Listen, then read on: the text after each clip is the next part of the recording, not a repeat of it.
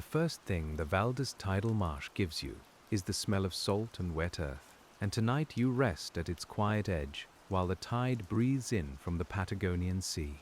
Settle in and let the hours loosen their hold. We are not hurrying across this place or trying to name every bird before it moves. We are simply standing with the marsh, where shallow water slides through pale channels and the evening light lies low over the mud. Here at the VALDES Tidal Marsh, the land doesn't end suddenly.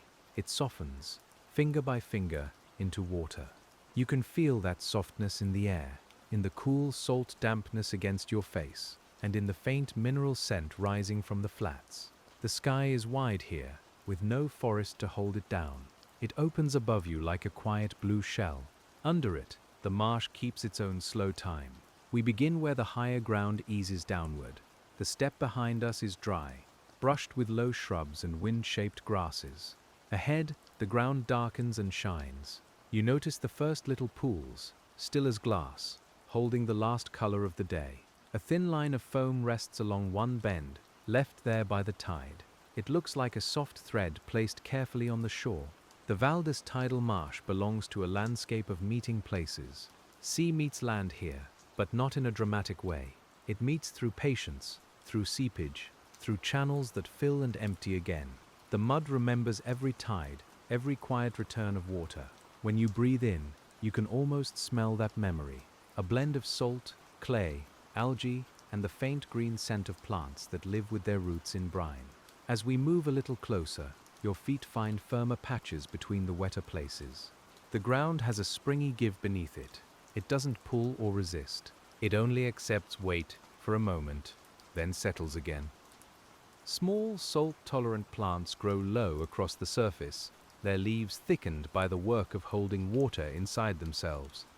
They are not lush in the usual way. Their beauty is reserved, built for wind, salt, and long light. The tide has drawn back for now, leaving the marsh exposed and breathing. In the channels, water still moves with a faint silver tremble. It makes almost no sound. Now and then, a small ripple touches the bank and folds into the mud. The silence here isn't empty. It's layered with tiny things, the distant wash of the gulf, a bird calling once, and the soft stirring of air over the grass. You can let your shoulders drop as we follow one of the shallow curves inward. It is easy to imagine the tide as a visitor that knows every path by heart. It comes in without hurry, filling the narrow runs first, then the wider flats. It leaves the same way, drawing its shine back toward the sea. The VALDES Tidal Marsh is shaped by these returns, by water that never stays, yet never truly leaves. The science of this place is quiet enough to sleep beside. A tidal marsh grows where lowland lies close to the sea, and where sediment can gather instead of being carried away too quickly. Fine grains settle from the water, one soft layer at a time. Plant roots hold them, and more sediment gathers. Over years beyond easy counting, the flat becomes a living surface, half land, half tide. You may notice how level everything seems at first. Then slowly, the detail appears. A channel is slightly lower than the surrounding mud.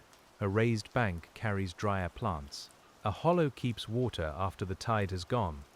These tiny changes matter here. A few inches of height can decide which roots breathe, which leaves taste salt, and which pools hold enough moisture through the warm part of the day. The air cools as evening deepens. Salt rests on your lips. The sky loses its hard daylight and becomes a wide wash of gray, rose, and blue. Across the marsh, a flock of shorebirds moves like one thought, turning pale bellies toward the last light. They settle again farther out, where the mud is glossy and dark. Their feet touch down without disturbing the hush. We stay with them for a while, because their feeding is part of the marsh's slow breathing. Shorebirds come to places like this for the small life hidden in the mud. Worms, tiny crustaceans, larvae, and shellfish live where the sediment holds moisture and food. When the tide retreats, the table is uncovered. The birds walk lightly over it, probing, pausing, listening through their feet and bills. Nothing here needs to announce itself. Life is mostly small, low, and close to the ground. It slips through grains of mud and under mats of algae.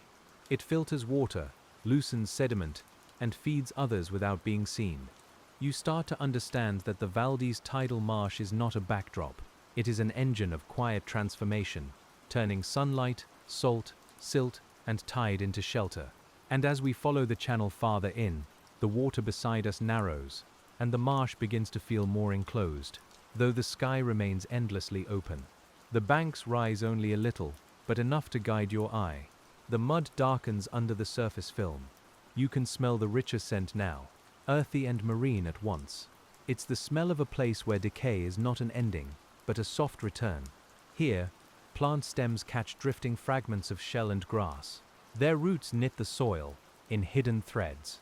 Each tide brings suspended grains, and each retreat leaves some behind. The marsh floor builds itself slowly, almost invisibly, while the sea keeps coming and going above it.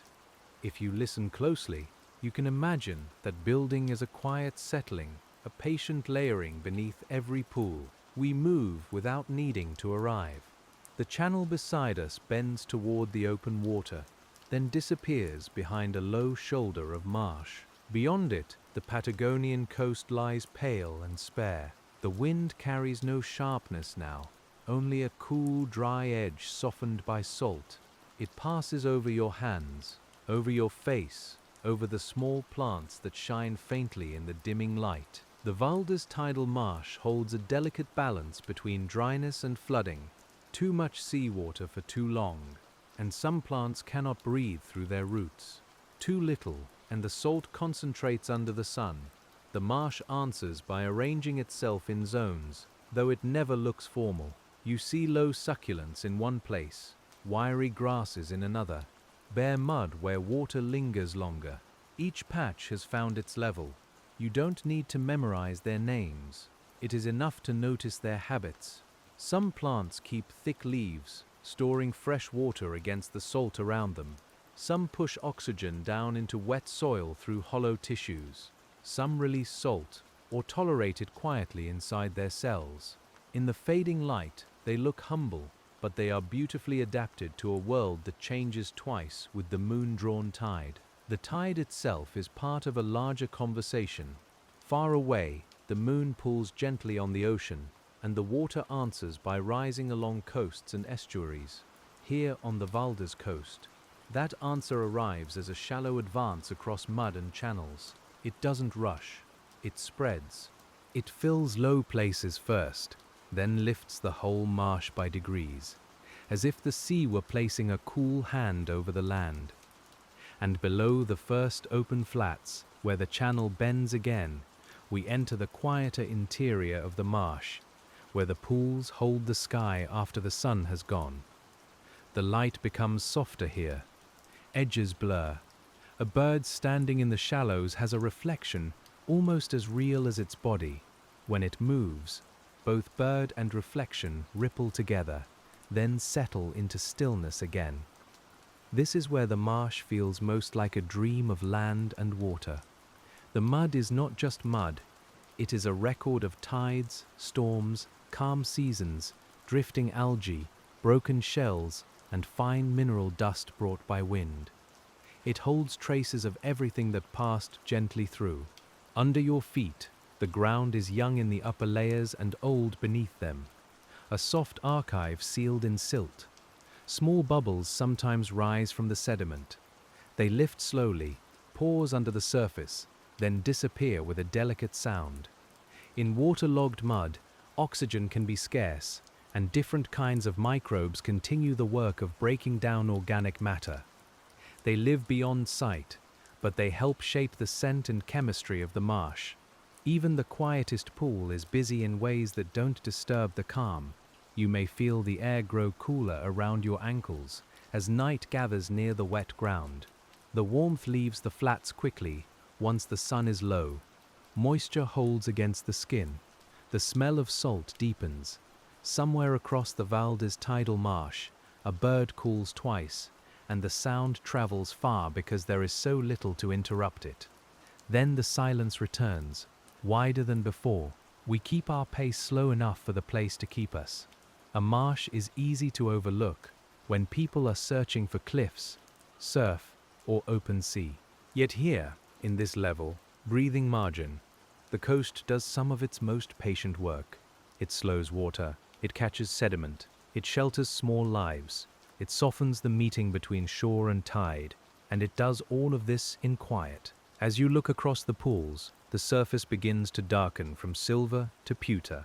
The last daylight rests in thin strips along the channel edges. The mud reflects the sky less clearly now, but the water still holds a faint shine. Your breathing can follow that shine, in and out, like the tide itself. Nothing asks you to hurry past this moment, and as the evening tide begins to turn, we move with it toward the wider flats, where the first returning water touches the lowest channels. At first, it is only a change in gleam. A thin line brightens where the channel had seemed nearly still. Then the water slides forward, slow and certain, carrying the coolness of the Gulf.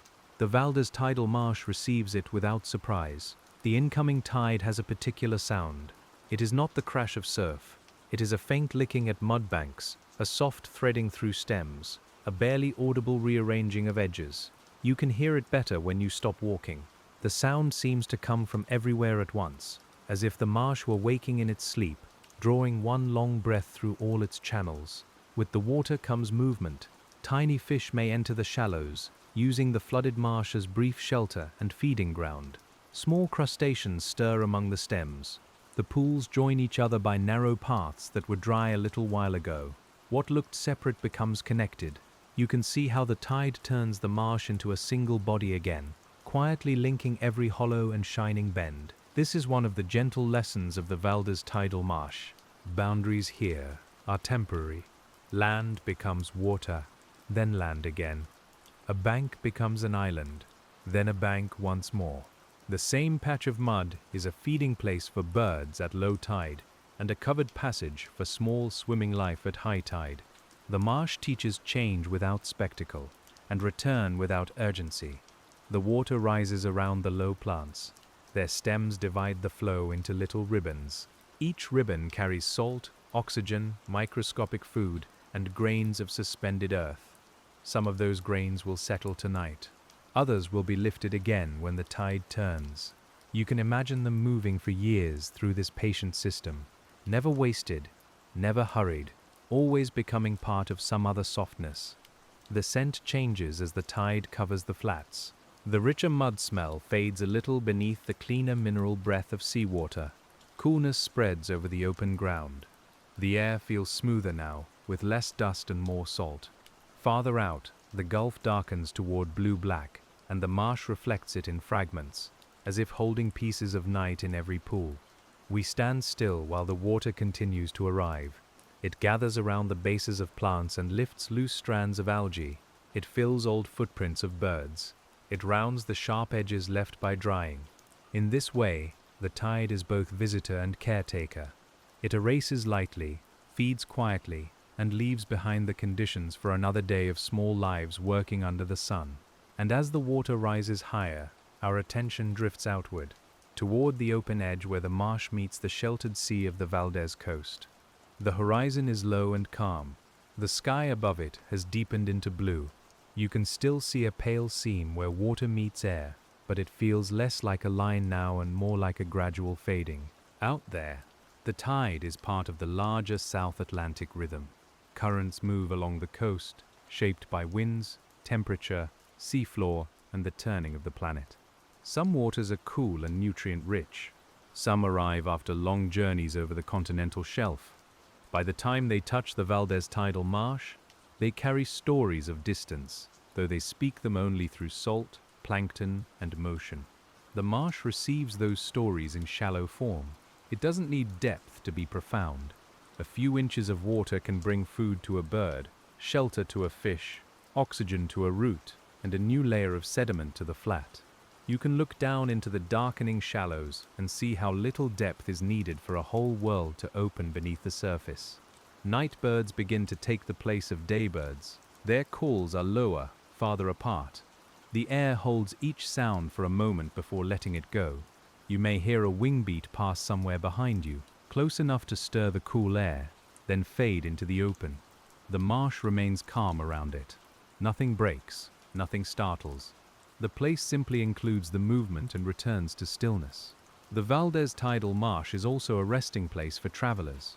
Many shorebirds follow long routes between seasons, using coastal wetlands as pauses along the way. They arrive thin from flight, feed on the exposed flats, and continue when their bodies are ready. We don't need to turn that journey into drama. It is enough to picture them resting here, small and feathered, under this immense Patagonian sky. You might imagine each bird as a brief note in a long song. The marsh is the page that holds the notes for a while. It offers mud rich with food, water shallow enough for wading, and open views across the flats. In return, the birds carry life between distant places, stitching coastlines together with migration. Even in sleep, the world is connected by soft wings, and as we turn back toward the inner channels, the tide following behind us, the marsh grows darker and more reflective. The pools are no longer mirrors of sunset, they are mirrors of night. The first stars appear faintly above the flats, and their small lights tremble in the water below. You can feel the day releasing its last warmth from the mud. There is comfort in this slow cooling. The heat leaves without struggle. The land accepts the night. Your own body can follow that pattern, letting the busy surface of the day settle downward. Here, every change is gradual enough to trust. The water rises by degrees. The light fades by degrees. The sounds thin out until each one is surrounded by space. A marsh at night can feel almost hidden from the rest of the world. The open land remains open, yet the darkness gives it privacy. Low plants become soft shapes. Channels become long shadows filled with water. The wind moves gently across everything, and because the plants are short, you can hear the whole surface respond in a faint, even whisper. The soil beneath the VALDES Tidal Marsh is not still in the lifeless sense. It is still the way a sleeping body is still, with processes continuing under the quiet. Roots exchange gases. Microbes alter minerals. Tiny animals shift through wet sediment. The tide presses and releases. The marsh is alive at a pace that asks us to slow ourselves enough to notice. You may find that the more slowly we move, the more the landscape gives back. A faint glimmer on wet mud becomes a trail of water. A dark patch becomes a cluster of low plants. A small sound becomes the turning of a bird in the shallows. The marsh doesn't hide its details.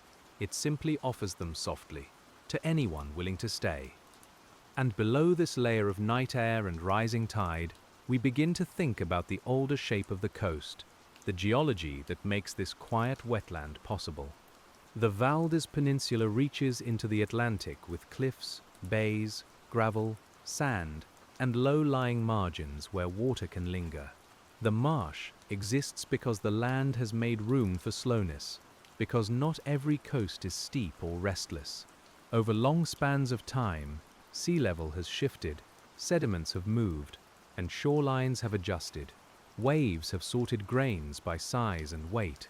Winds have carried dust across the dry steppe. Shells have broken and mixed with mineral fragments. In sheltered places, finer materials have settled and stayed. The VALDES Tidal Marsh is part of that long, gentle arrangement. Geology often feels large because it speaks in cliffs and mountains. Here it speaks in low gradients. It speaks in the difference between a channel and a bank, between a flooded patch and a dry one. It speaks in mud soft enough to hold a print and firm enough to support a plant. You can place your attention there, close to the ground, and feel time becoming intimate. The marsh is not separate from the surrounding steppe. Dust from the dry land can enter it. Seeds and insects move between them. Birds cross the edge without caring where one habitat becomes another. Even the smell blends at times. Salt and mud with the faint resin of scrub carried on the wind. The edge is real, but it is also porous. We pause beside a channel now filled almost to its banks. The water has covered the darker mud, leaving only the raised edges visible. Stars gather in the surface. A soft current slides around a bend and returns as a smooth, slow eddy. If you watch it long enough, your thoughts may begin to move that way too, circling gently, losing their sharp corners. And as the tide reaches farther into the marsh, we follow the sensation of being held by a place that is neither fully land nor fully sea. There is no need to decide what it is. The VALDES Tidal Marsh rests in between, and that in-between quality is part of its calm. It shows you that a boundary can be a home, not a line of separation. Many creatures depend on that in-between state. Some feed only when the mud is uncovered. Some shelter only when the tide returns. Some plants need salt, but not too much. Some animals need moisture, but not full depth. The marsh holds them by offering change in a rhythm they can trust. Its mercy is not softness alone, but regularity. You can feel that regularity in your breathing now. In, like the tide entering the channels. Out, like water draining back to the Gulf. Neither movement is more important. Neither needs force. The body knows this pattern already, and the marsh seems to remind it. Even the cold air feels less like cold and more like a quiet signal that the night is deepening. The sounds are fewer now. A distant waterline murmurs. A bird settles. A small splash, hardly more than a touch, opens and closes in the dark. The rest is stillness, broad and patient. If there is wind, it is low enough to become part of the silence. It brushes the marsh plants with a sound like fabric moving in another room. The VALDES Tidal Marsh keeps its brightness near the ground. Starlight gathers in water. A pale rim of salt glimmers on a drying edge. Wet leaves catch what little light remains. Nothing shines loudly. The whole place seems lit from memory, with each pool holding just enough reflection to guide the eye onward through the dark. And as we let that darkness widen, we come closer to the small lives beneath the water's surface, where the marsh continues its work unseen. In the thin flooded channels, larvae drift and settle. Tiny crustaceans graze on films of algae. Worms move through sediment, opening small spaces where water and oxygen can pass. Their world is close, dim, and completely sufficient. To us the mud may look smooth. To them it is a landscape of tunnels, grains, chemical traces, and edible films. Every particle has texture. Every current carries information. The incoming tide brings fresh conditions, and the outgoing tide reveals new surfaces. You can imagine living at that scale, where a ripple is weather, and a root is a sheltered wall. There is a kind of peace in thinking this way. The world becomes smaller, but not less meaningful. It becomes touchable. A grain of sand matters. A film of algae matters. A drop of water sliding from a stem matters. The marsh invites your attention downward, away from noise and distance, into the near and the quiet. Science gives names to these processes, and names can be useful. Nutrient cycling, sediment trapping, primary productivity, habitat structure. But here at night, beside the water, those terms soften into simple acts. The marsh catches, feeds, shelters, releases, and begins again. You don't need to hold the words tightly. You can let them pass like the tide, leaving only understanding behind. The cold is clearer now. It touches your cheeks and the backs of your hands. It rises from the water and settles into your sleeves. Yet it isn't harsh. It belongs to the open coast after sunset, to wet ground and wide sky. You can draw the blanket closer in your mind and let the VALDES Tidal Marsh continue around you, calm and awake. And as the night settles fully over the flats, we drift toward the outer banks again, where the incoming tide has made the marsh almost seamless with the sea. The channels are harder to see now, because water lies across much of the low ground. Only the higher ridges show as dark, narrow shapes. They seem to float on the surface. The moon, if it has risen, changes everything gently. It turns the water from black to dull silver. It gives each plant a faint edge. It lays a pale path across the flooded flats, not bright enough to wake the landscape, but enough to make the marsh feel suspended between earth and sky. You can follow that light without moving, letting your eyes rest on its softness. Tides under moonlight have a way of revealing their patience. The water doesn't need to show progress quickly. It advances by covering one small mark, then another. A shell disappears. A patch of mud goes dim. A root base slips beneath the surface. Each change is quiet enough that you might miss it, yet after a while, the whole marsh has altered. That is how many deep changes happen, not by force, but by return. The VALDES Tidal Marsh is formed by recurrence, by the same movement arriving again and again, until land learns its shape from water. Your own rest can come that way too, not all at once, not through effort, just one breath, then another, until the mind finds a lower, quieter shore. We stay near the water's edge, though the edge keeps moving.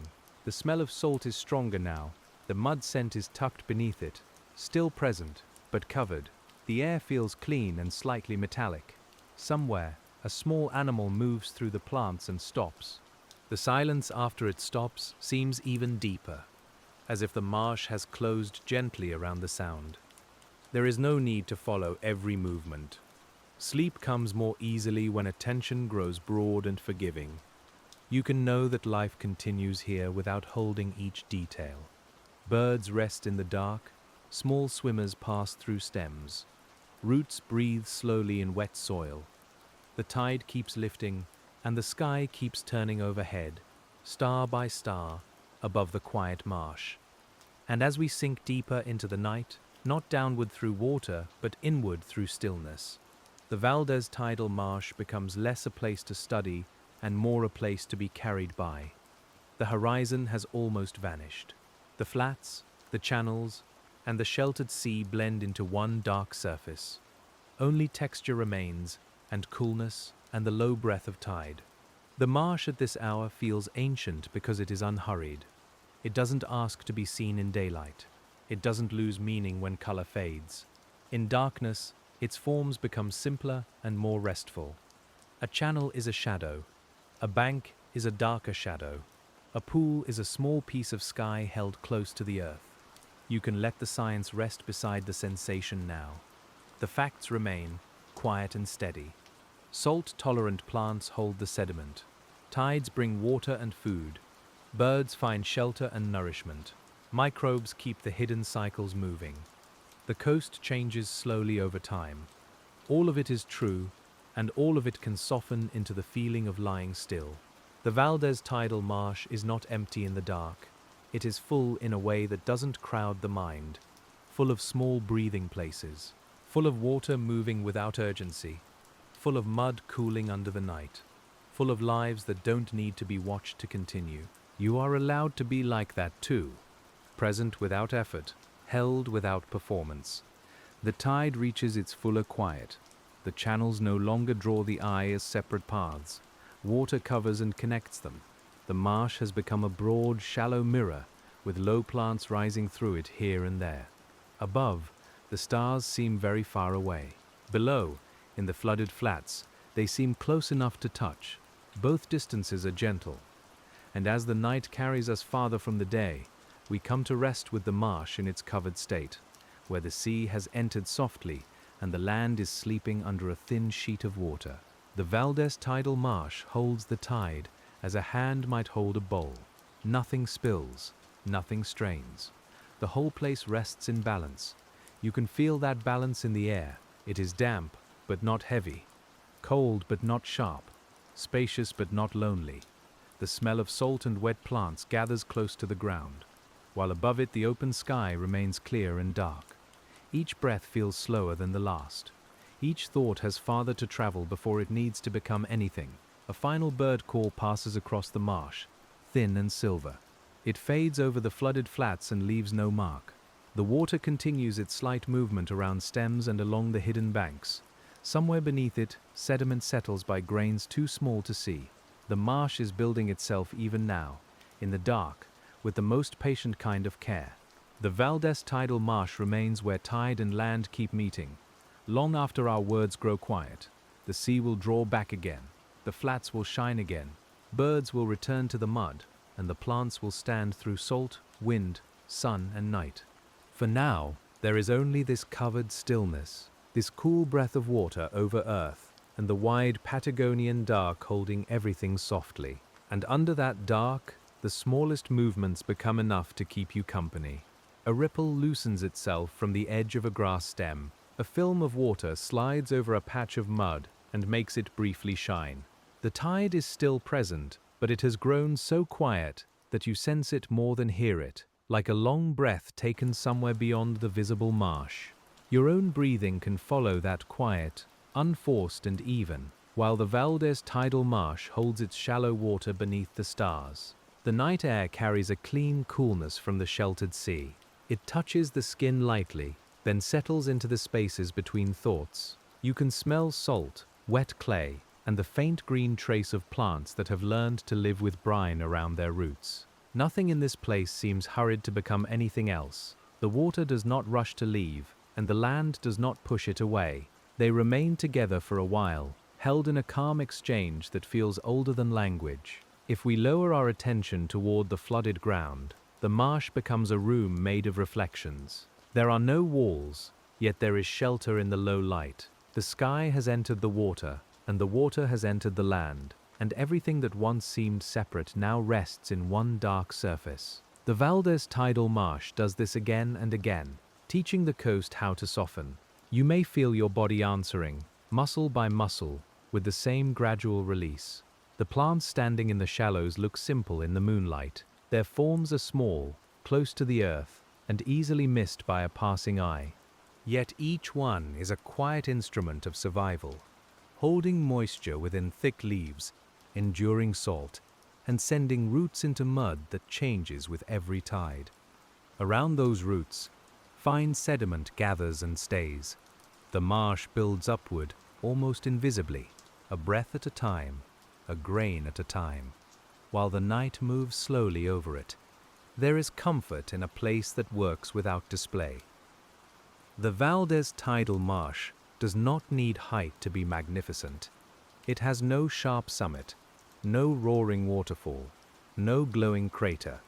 Its wonder is horizontal and low, spread across channels, flats, pools, and damp banks, where small lives continue with patient attention. You can rest your mind on that plainness, because plainness here is not emptiness.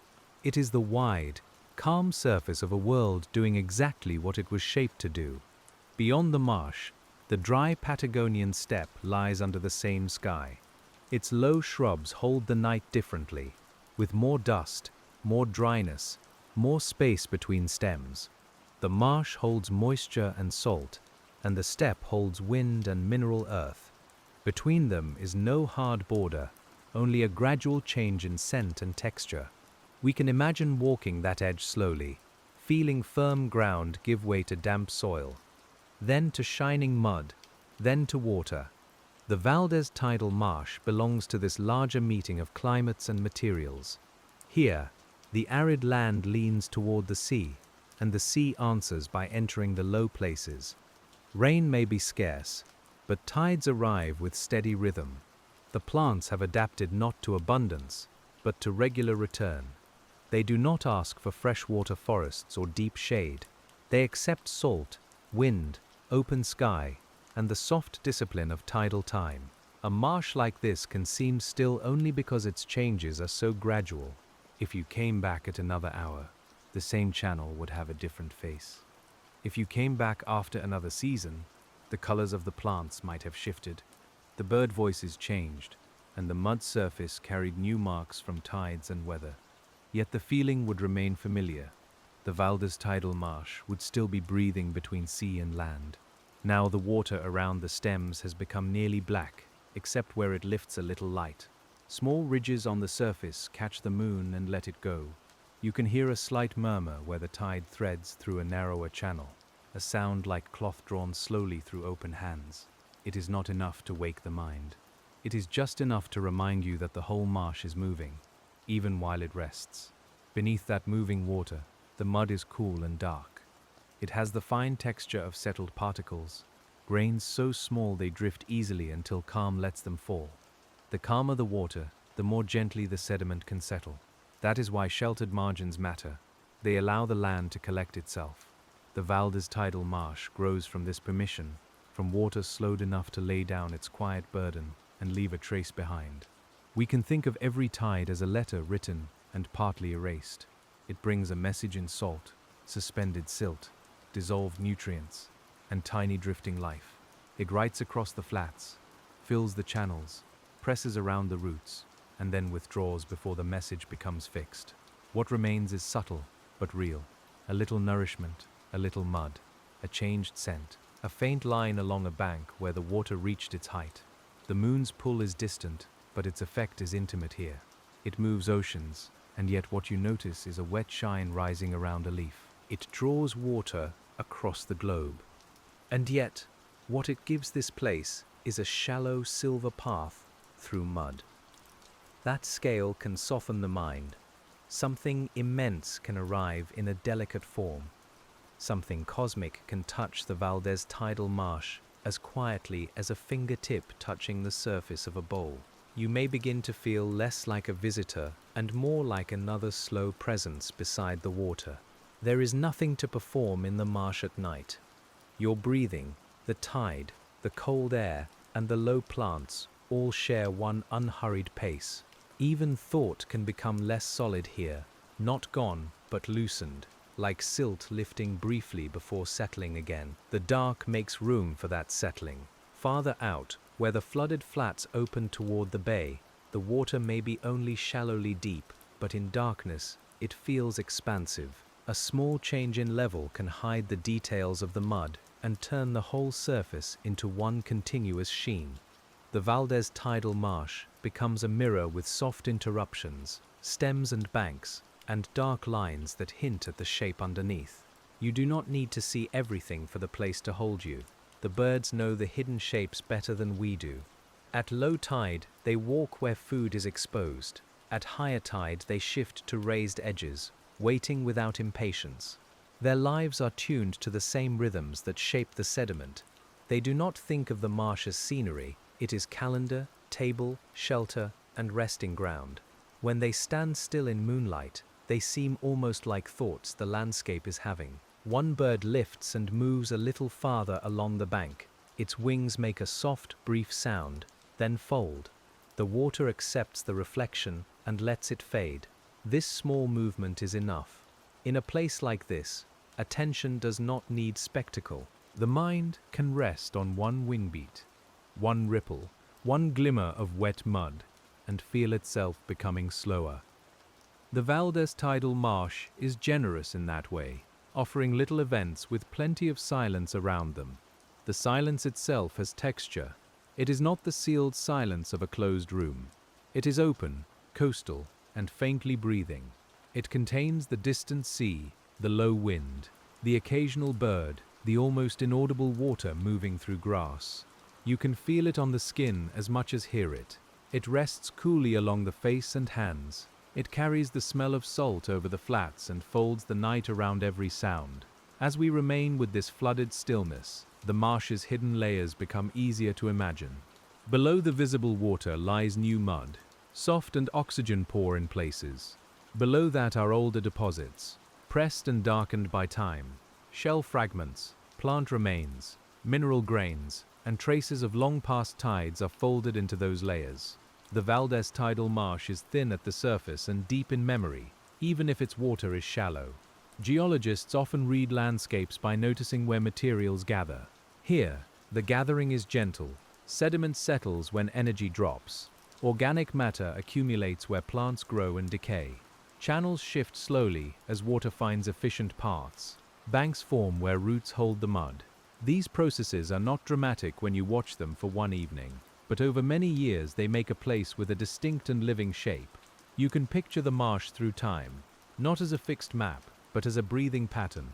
A channel deepens a little, a bank rises, a patch of plants spreads where the elevation suits them. Another patch thins where salt concentrates after dry weather. Birds continue to arrive, feed, rest, and leave. Tide after tide, the VALDES Tidal Marsh adjusts without losing its calm character. This is one reason wetlands feel so soothing to linger with. They show resilience without hardness. The marsh does not resist change by becoming rigid. It bends, absorbs, redistributes, and begins again. A storm tide may rearrange an edge. A dry season may leave pale salt on the mud. A high tide may bring new sediment. The system answers each event through slow, practical adaptation. The air has grown very still now. When the wind pauses, the flooded surface becomes almost perfectly smooth. The stars steady themselves in the water. The low plants no longer tremble.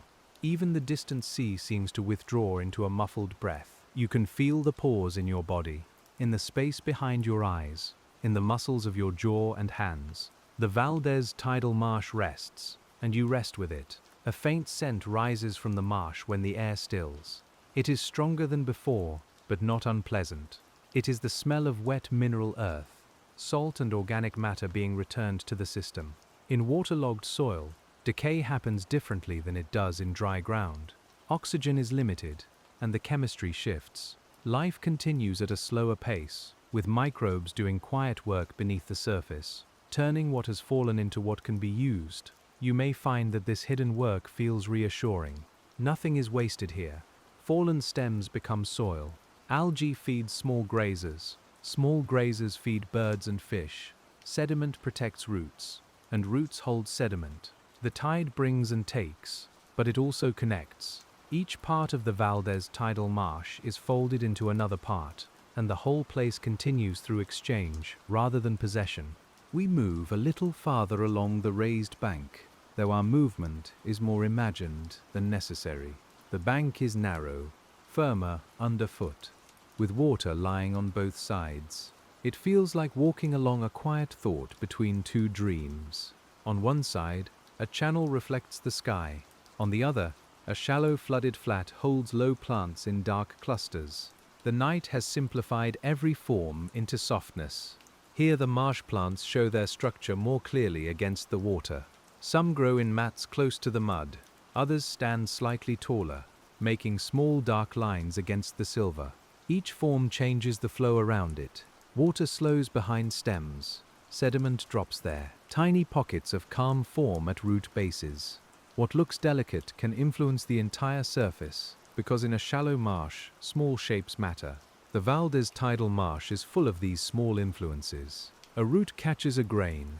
A grain helps raise a patch. A raised patch supports another plant. That plant slows more water.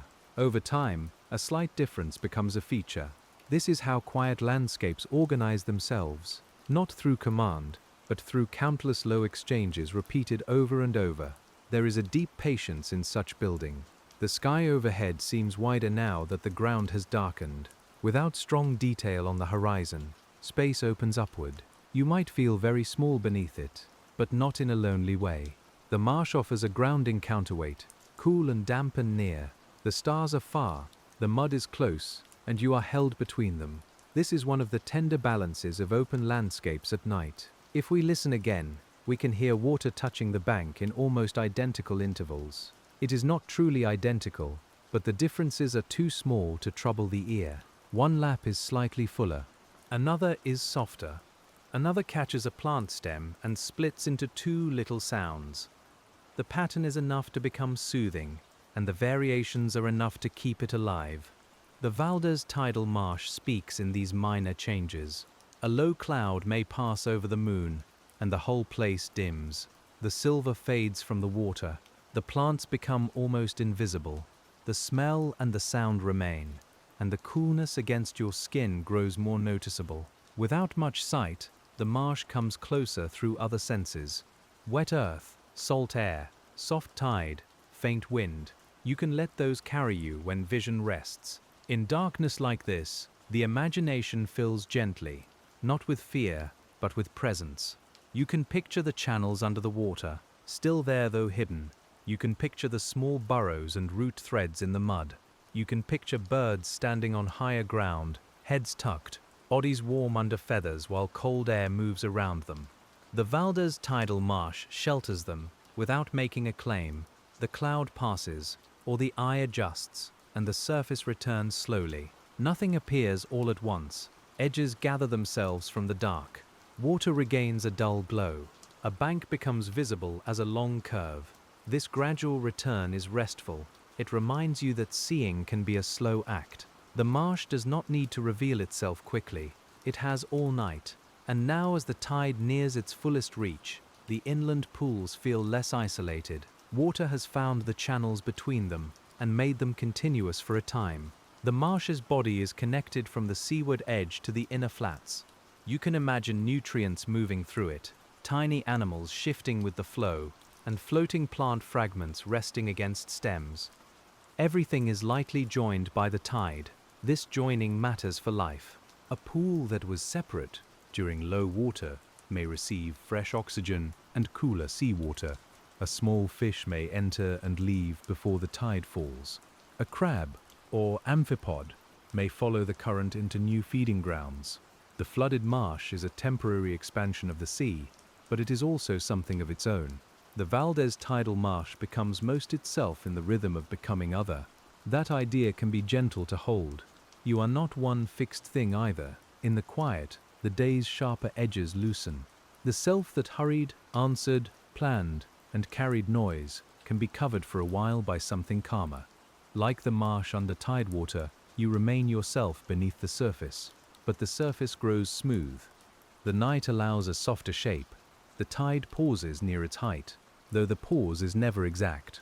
Water still trembles in the channels. Small currents still adjust around plants, but the overall movement feels suspended, as if the marsh has inhaled and is resting before the exhale. We can remain here in that held breath, with no need to predict the turning. The VALDES Tidal Marsh knows how to change direction when the time comes. The open water beyond the flats is darker than the marsh, because it holds less reflection from the shallow bottom.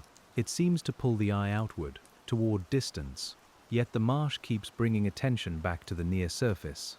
A tiny ripple, a leaf tip, a pale line of salt on a raised patch. Sleep also works this way, drawing you between distance and nearness until both become calm. As the night deepens, the temperature near the water continues to fall. It gathers along the ground and in the lower air, a cool layer you can almost feel as a separate substance. The skin notices first, then the breath, then the mind, which begins to slow with the body. The VALDES Tidal Marsh becomes a wide, cool room, open to the sky and filled with stillness. The marsh's plants endure this nightly change as part of their ordinary world. By day, sun and wind draw moisture from leaves and soil. By night, cooler air reduces that loss. Salt remains, but its pressure shifts with water and weather. These plants live by managing small stresses continually, never escaping them, never dramatizing them. Their strength is quiet, and because it is quiet, it feels almost tender. You can see why low coastal plants often look modest. They do not waste height where wind is strong and soil is salty. They keep close to the ground, close to moisture, close to protection. Their shapes are practical and beautiful in the same breath. In moonlight, every compact leaf and short stem seems to belong exactly where it is. The VALDES Tidal Marsh is made of such exact belonging. A faint line of foam drifts into view along the channel. It turns once, hesitates near a bend, then slips onward. Foam marks the water's movement without needing to explain it. Your eye follows it easily, then lets it go. The channel holds the path after the foam has passed. The marsh remains, and the night remains, and your attention returns to the slow surface. There may be shell fragments beneath the water, small and pale in daylight, hidden now under the tide. Shells bring calcium carbonate into the sediment and remind the marsh of its connection to the sea. Broken by waves, carried by currents, settled in sheltered mud, they become part of the ground. In a place like this, even hard things eventually enter softness. The VALDES Tidal Marsh gathers materials from many directions. The sea brings shells, salt, plankton, and suspended particles. The land brings dust, plant matter, and wind-blown seeds. The sky brings light, cold, heat, and occasional rain. Animals bring movement, feeding, rest, and return. The marsh accepts these arrivals and rearranges them into habitat, as calmly as sleep rearranges the day into dream. If you imagine the marsh from above, it might look like a lacework of water and earth. Channels curve and divide, flats widen, pools shine. Raised banks make thin, darker lines. But from where we are, close to the surface, the pattern is more intimate. It is felt through steps, scents, sounds, and reflections. You do not need the whole map to know the place. This kind of knowing is slow and bodily. You know the marsh by the way the air cools near wet ground. You know it by the salt on your lips. You know it by the give of mud, the low growth of plants, the hush after a bird call. The VALDES Tidal Marsh enters through ordinary senses, and because it enters gently, it can stay with you without weight, and as the tide begins, almost imperceptibly, to turn toward its outward journey, nothing announces the change. There is no clear moment when arrival becomes departure. The water simply stops rising, rests, and then begins to lean back toward the sea. At first, the lean is only a feeling in the channel, a faint shift in the direction of the gleam. We follow it with the same ease. The outgoing tide reveals the marsh slowly. Water slips away from the higher patches first. Plant bases reappear. A ridge of mud becomes visible as a dark line. Small pools remain in hollows, holding the sky while the channels lower around them. This retreat is not loss. It is another phase of the same breathing. The VALDES Tidal Marsh is uncovered so that other lives can feed and move. As water withdraws, the smell of mud returns more strongly. It rises warm from beneath the cool surface, rich and mineral, with a green undertone from algae and plant matter. The scent is a sign of exposed life, of wet sediment meeting air again. You breathe it in slowly, and it seems to deepen the night, giving the darkness a texture you can almost touch. The first birds to stir may do so before the flats are fully open. They know the timing. They step from higher ground toward newly exposed mud, placing each foot carefully. Their reflections lengthen in the thin water. Their bills touch the surface, then the sediment below. The marsh gives them access to hidden food by lowering its veil, one shallow sheet at a time. We can watch without needing to count them. A few pale shapes move along the channel edge. Another stands still, listening through its body. Farther away, a small group crosses a darker patch of mud in loose formation.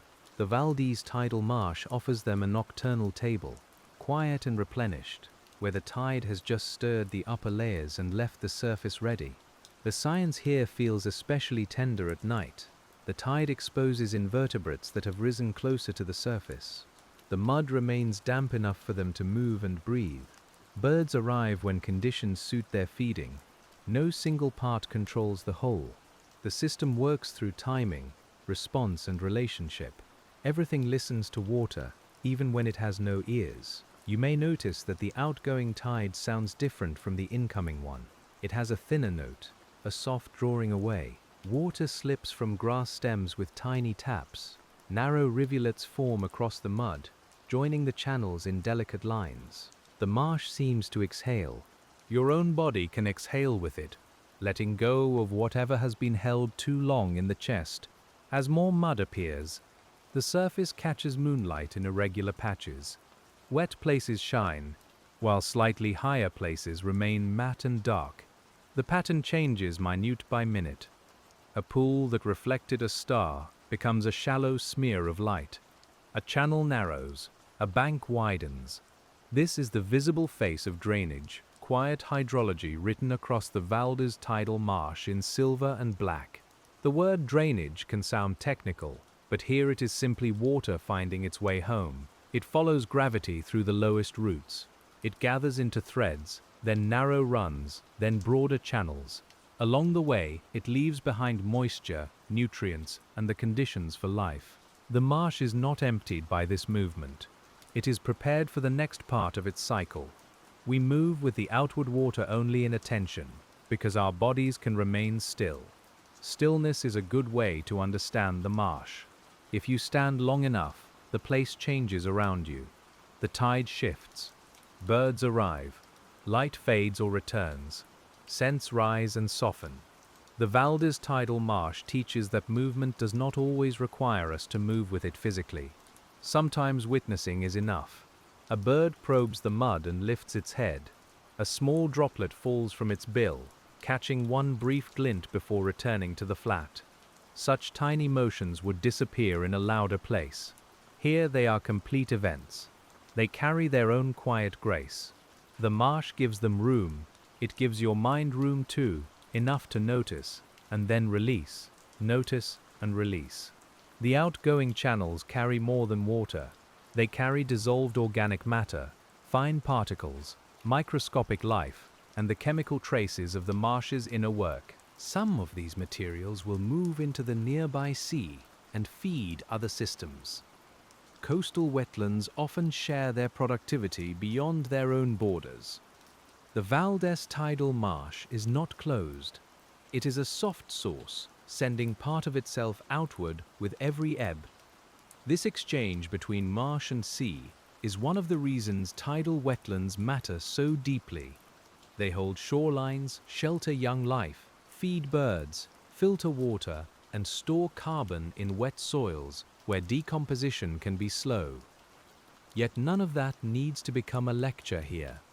In the night, these services are felt as calm function, as the simple fact that the place supports life by being itself. You can let that thought rest lightly. Being useful does not always look busy. The marsh is useful while lying low beneath the sky. It is useful while flooded and while exposed, while green and while brown, while silent and while filled with birds. Its work is not separate from its rest.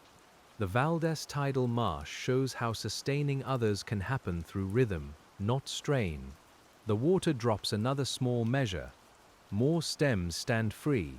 The mud shines freshly around them. Thin threads of current draw backward through the channels, and the sound of their movement becomes slightly clearer. It is still soft, but more articulated now, like the tide speaking in longer sentences. The night listens. We listen with it, and the body grows heavier, nearer to sleep. The birds spread out over the exposed flats, each one keeping a comfortable distance. Their movements are calm and efficient. Step, pause, probe, lift, swallow. Then again. There is no hurry in their feeding, only attention. You might feel your own thoughts taking on the same pattern, moving a little, pausing, touching something lightly, then letting it go. The marsh lends its tempo to everything nearby. The VALDES Tidal Marsh in this ebbing hour feels like a book opening from the edges inward. The water pulls away and reveals lines, textures, and small inscriptions left by life. Tracks cross the mud. Tiny holes mark where animals have breathed or fed. Ripple marks show where water moved earlier. Each sign is delicate, and most will be changed by the next tide, but for now they are readable. Wet mud can preserve a moment beautifully, and then erase it without regret. A bird's footprint fills slowly with water. A rivulet cuts through an older mark. A thin film of silt settles over a trace. This impermanence is part of the marsh's mercy. Nothing has to remain sharp forever. The surface is allowed to soften, to blur, to become available again. You may feel that permission in yourself. Thoughts that seemed stamped into the mind can become less defined. The day's impressions can fill with quiet, then smooth over. Nothing needs to be forced away. The tide shows another method. Cover, uncover, carry, settle. The VALDES Tidal Marsh keeps repeating this gentle grammar until even rest begins to feel natural. The air above the exposed mud seems a little richer now. Moisture rises from the flats. Salt gathers on drying edges. Low plants release faint vegetal scents. The smell is layered but subdued, held close to the ground. You can imagine lying nearby, wrapped in warmth, while the marsh cools under the sky and continues its slow outward breathing. The body understands landscapes like this more deeply than words. A distant shape moves along the higher margin of the marsh, perhaps a land bird, perhaps only a shadow of vegetation in shifting light. We do not need to define it. Some things can remain soft at the edge of recognition. The VALDES Tidal Marsh is full of such half-seen presences, not mysterious in a sharp way, but gently beyond the need for certainty. Certainty is not required for peace. The marsh proves this by being variable and stable at once. Water levels change. Mud surfaces change. Birds come and go. Plants grow, die back, and return. Yet the whole system remains recognizable through its rhythm. You can trust the pattern without needing to hold every detail. That trust is a form of rest. As the ebb continues, the channels become darker than the flats around them. Water remains there, moving seaward, while the higher mud reflects more sky. The shapes reverse from what they were at high tide. What was hidden now guides the eye. What was continuous becomes divided again. The VALDES Tidal Marsh is always teaching the same lesson in new forms. Connection and separation are both temporary. The mud near the channels is slick and smooth. Farther up, where it has been exposed a little longer, it begins to dull. That slight difference tells a story of elevation and time. The highest patches dry first. The lowest remain wet longest. Plants arrange themselves according to those subtle gradients. Birds choose feeding zones according to softness and prey. The entire marsh is organized by small vertical changes you could hold between finger and thumb. In a mountain landscape, height announces itself grandly. Here, height whispers. A rise of a few inches can alter salt, oxygen, flooding duration, and temperature. The VALDES Tidal Marsh is therefore a landscape of fine distinctions, and it asks for a fine kind of attention. Not intense attention, not effortful attention, just a soft willingness to notice what the surface is telling you slowly. We pause where a narrow side channel drains into a larger one. The joining is quiet, but visible in the way the water angles and smooths. Two small currents meet, fold into each other, and continue as one. There is no collision, only adjustment. You can feel why water is such a patient teacher. It yields and persists in the same motion, finding its path through the low places. The side channel leaves a glistening trail behind it. On either side, the mud holds faint ridges, like lines in a palm. These forms may have been shaped by earlier flows, by wind, by settling sediment, by the movement of small animals. In the marsh, causes overlap gently. A single pattern can belong to water, life, and time together. The more you look, the less separate they seem. The VALDES Tidal Marsh is part of a coast where openness is everywhere. The land is open, the sky is open, the sea is open. Yet the marsh itself is intimate because it brings vast forces down to human scale. The moon's pull becomes a rising channel. Geological time becomes a layer of mud. Migration becomes a bird standing close to its reflection. Vastness becomes near. This is why we can linger here without needing a dramatic view. The quiet view is enough. The low horizon, the wet flats, the dark channels, the salt plants, the bird tracks, the cooling air. Together they make a landscape that does not insist, yet keeps unfolding. A sleepy mind can rest inside that unfolding, following only what it wants, letting the rest move past. The tide has now uncovered more of the inner flats. Pools remain in shallow depressions, each one slightly different. Some are round and clear. Some are long and narrow. Some hold floating algae, dark as silk. Others are empty-looking until a tiny movement dimples the surface. The pools are like small pauses left behind by the departing sea, and each pause has its own depth. In those pools, temperature may change faster than in the open water. Salt may concentrate as evaporation works during the day. Oxygen may rise and fall with algae, light, and respiration. Small organisms living there must tolerate shifts that larger waters soften. Yet at night, beneath cool air and dim light, the pools seem entirely peaceful, holding stars, stems, and fragments of sky with effortless calm. You can think of them as the marsh's dreaming places. They remain when the tide has gone out, remembering the sea until it returns. Birds visit their edges. Insects touch their surfaces. Microbes continue invisible work within them. The VALDES Tidal Marsh is not dry when the tide leaves. It is patterned with these held waters, these small reflective memories of the larger tide. A light wind returns from the sea, so gentle that it arrives first as a change on the water. The pools tremble, the channel surfaces wrinkle, the smell of salt moves more freshly through the air. Low plants stir with a fine, dry whisper above the wet ground. The whole marsh shifts from glass to satin, losing clear reflections but gaining a soft, moving texture. Wind matters here, even when it is light. It can push shallow water against one bank, dry exposed mud, carry seeds, shape plant growth, and mix the surface of pools. On the open Patagonian coast, wind is a familiar presence. Tonight it is mild, and we receive it as part of the lullaby of the place, a cool hand passing over the marsh. The VALDES Tidal Marsh has no need to be perfectly still to be restful. True quiet includes small movement, water slipping away, wind touching leaves, birds stepping through mud. These are not interruptions. They are the texture of calm. A completely silent world might feel empty, but this world is breathing softly, and every breath reminds you that you are held inside something living. As the ebb lowers further, the main channel gains definition. Its banks appear smooth and dark, cut by repeated flows but softened by sediment and roots. The water inside it moves more clearly now toward the sea. Moonlight runs along the center in broken strips. You can follow those strips outward with your eyes, then let them disappear into the larger dark beyond the flats. Channels are the veins of a tidal marsh. They deliver water in, carry it out, and connect inner surfaces to open sea.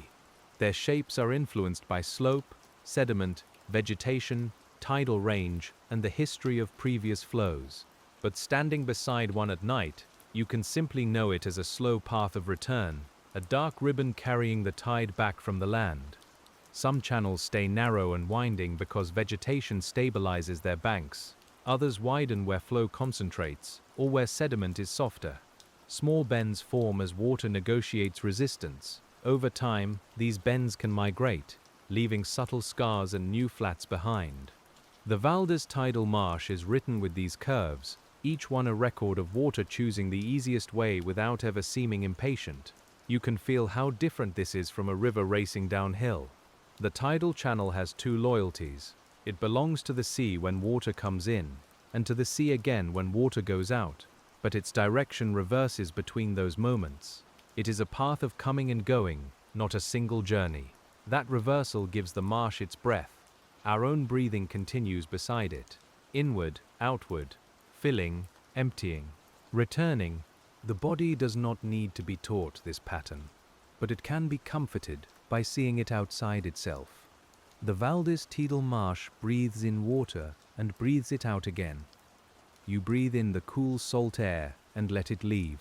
Both movements are old, simple, and enough. The exposed mud now shows faint color, even at night. It is not only black. Some patches lean brown, some gray, some almost blue in the moonlight. Where algae films cover the surface, there is a darker sheen.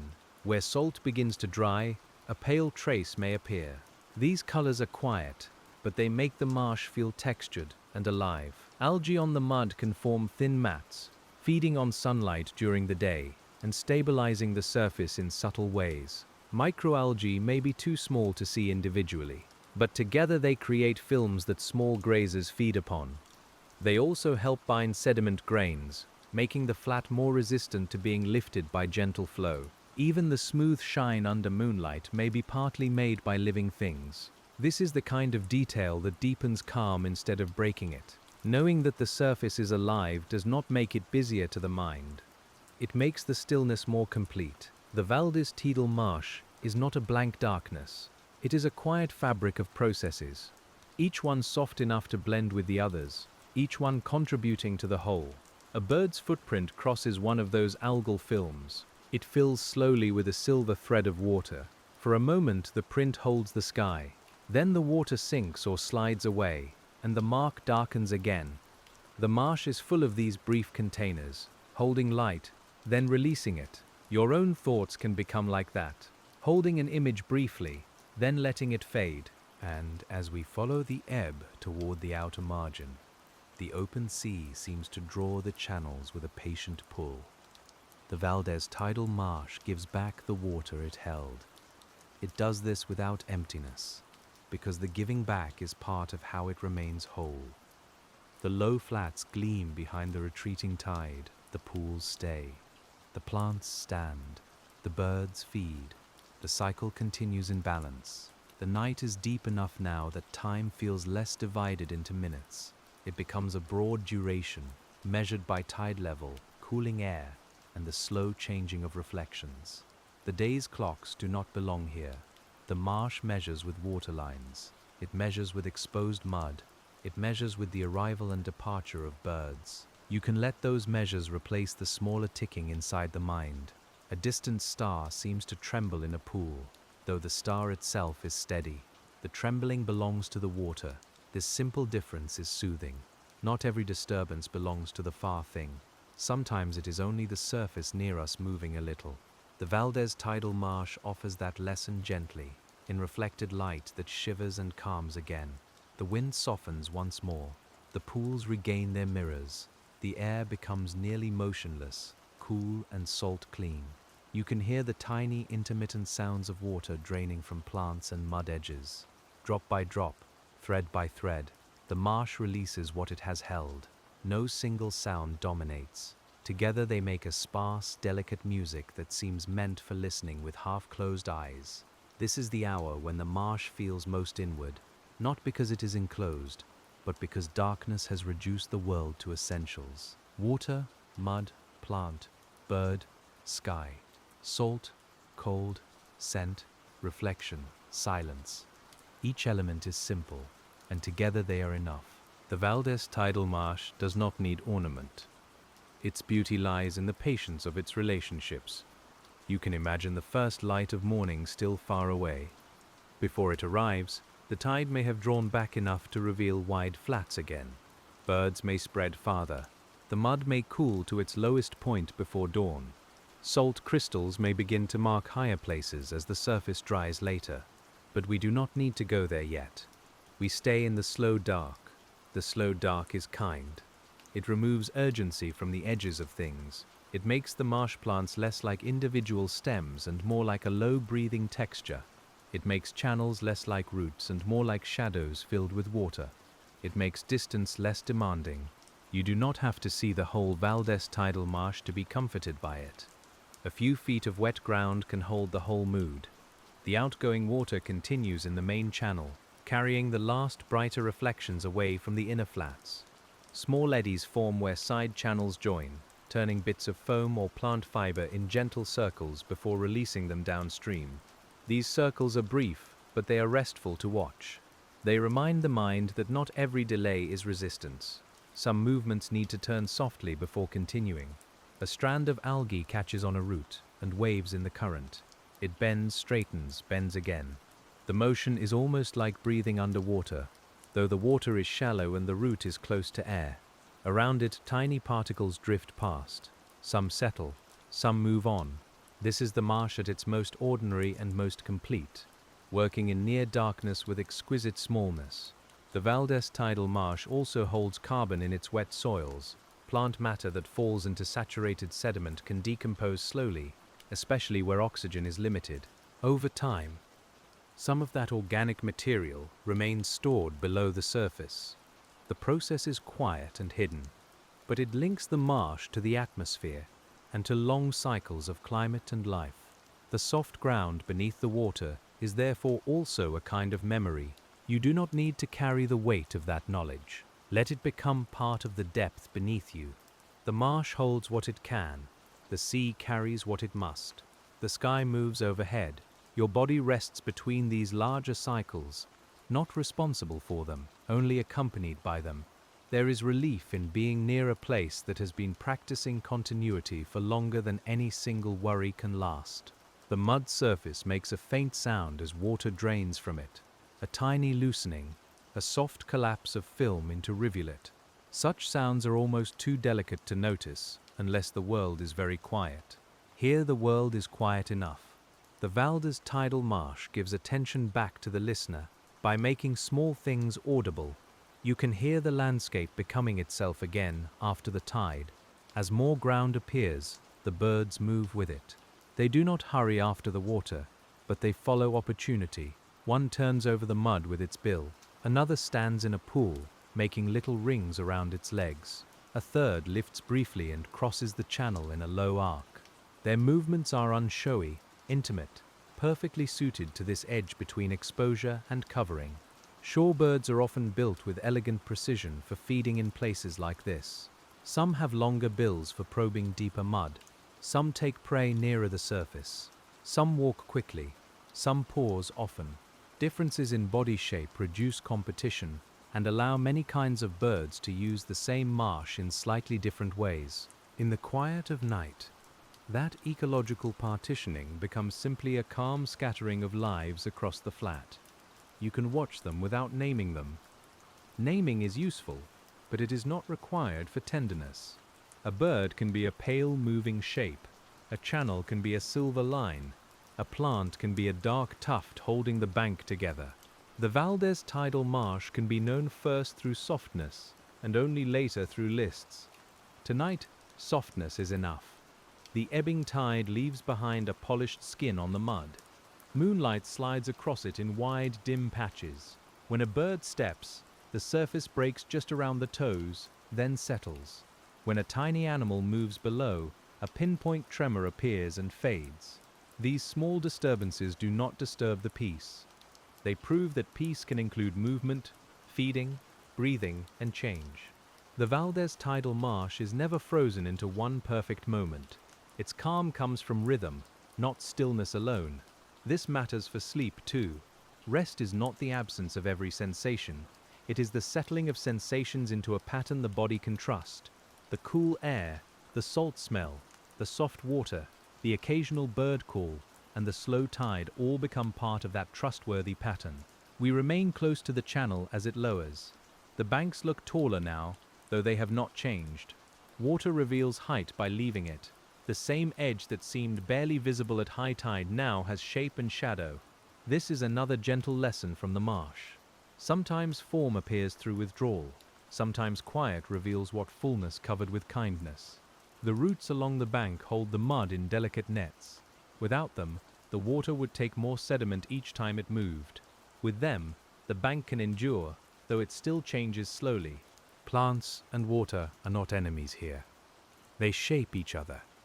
The tide feeds and floods the roots, and the roots slow and guide the tide. The VALDES Tidal Marsh is built from such agreements. Even where the bank erodes a little, the process can create new habitat. A small slump exposes fresh sediment. A shallow niche forms where water eddies. Fine material settles nearby. Seeds may catch on the edge. In time, the shape changes again. The marsh does not remain alive by staying unchanged. It remains alive by absorbing change into its own long breathing. The night air settles lower, and the cold becomes more noticeable around the ankles and hands. You can imagine the warmth of a blanket, the bed beneath you, the room around you, while the mind continues to drift over the Patagonian flats. The VALDES Tidal Marsh is far away and close at once. A landscape held in sound and scent, carrying you gently through the dark. A final strip of water drains from a higher patch, moving like a small transparent ribbon. It joins a pool, then overflows into a narrow run, then reaches the channel. The path is temporary, but while it exists, it completes the movement from land back to sea. You can follow it in your mind without effort, letting each stage become a slower thought. The pools left behind begin to feel more separate again. Each reflects a different piece of sky. Each has a slightly different rim of mud or plants. Some will remain until the next tide. Some may seep away before dawn. Some may be visited by birds, insects, or small crustaceans. Their quiet variety gives the marsh a sense of inward richness, even after the broad water has withdrawn. VALDES Tidal Marsh, at low ebb, shows the patient architecture that high water concealed. The channels are visible. The banks are clear. The feeding flats open outward in long, dark sheets. The plants stand on raised ground, showing where roots and sediment have made a firmer surface. The whole place seems to breathe out and become legible, but only in a whisper. You can imagine placing a hand near the mud, not touching, just feeling the cool moisture rising from it. The surface would smell of salt and silt. It would hold the prints of birds and the trails of small animals. It would be both delicate and durable. That combination is deeply restful because it suggests that softness can persist. The marsh is soft and it remains. The tide will return, of course. It always does, but there is no need to anticipate it with alertness. The marsh does not count down. it simply rests in each phase until the next arrives. This is a fine way to let the mind settle as well, not waiting tensely for sleep, not chasing it, but resting in the present layer until the next one comes naturally. And so we stay with the exposed flats a little longer in the cool middle of the night, while the main channel carries the last of the ebb toward the sea. The sound has thinned again, water is lower now, and the smaller rivulets have quieted. Birds continue to feed at intervals, their calls rare and widely spaced. Above them, the sky remains open, immense, and calm. The VALDES Tidal Marsh has become a dark, low country of reflections and traces. It is not empty after the tide, it is revealed. Every soft print, every glistening line, every shallow pool tells of contact between water and land. The evidence will not last forever, and that makes it gentler. Nothing here insists on permanence. The marsh trusts return more than it trusts staying the same. A pale line of salt may begin forming later, where water evaporates from raised mud. Salt is a visible memory of the sea, left behind when the water departs. Plants in these zones must manage it carefully. Too much salt can make water difficult to draw into roots, even when the ground is wet. The VALDES Tidal Marsh is therefore shaped by absence as much as presence, by what remains after the tide has gone. This is why salt marsh plants often seem spare. Their tissues hold strategies written by generations of exposure. Some store salts in older leaves. Some concentrate water in succulent growth. Some tolerate the brine around them by adjusting internal chemistry. Seen at night, they are only low silhouettes, but inside each one, quiet adaptations continue, minute by minute, through darkness and cold. You can let that hidden competence comfort you. Much of life works below the level of appearance. A plant standing still is regulating salt. Mud lying silent is exchanging gases. Water sliding away is carrying nutrients. A sleeping bird is conserving strength for another flight. The VALDES Tidal Marsh reminds us that stillness can be full of careful work, without strain, without display. The wind shifts slightly, bringing a drier scent from the steppe. For a moment, salt and dust mingle. You can sense the land behind the marsh, wide and pale under daylight, now reduced to a faint mineral breath. The marsh does not end at its wet edge. It belongs to this broader Patagonian openness, where dry earth and tidal water share the same horizon. At certain times, wind-blown dust may settle on wet surfaces and become part of the sediment.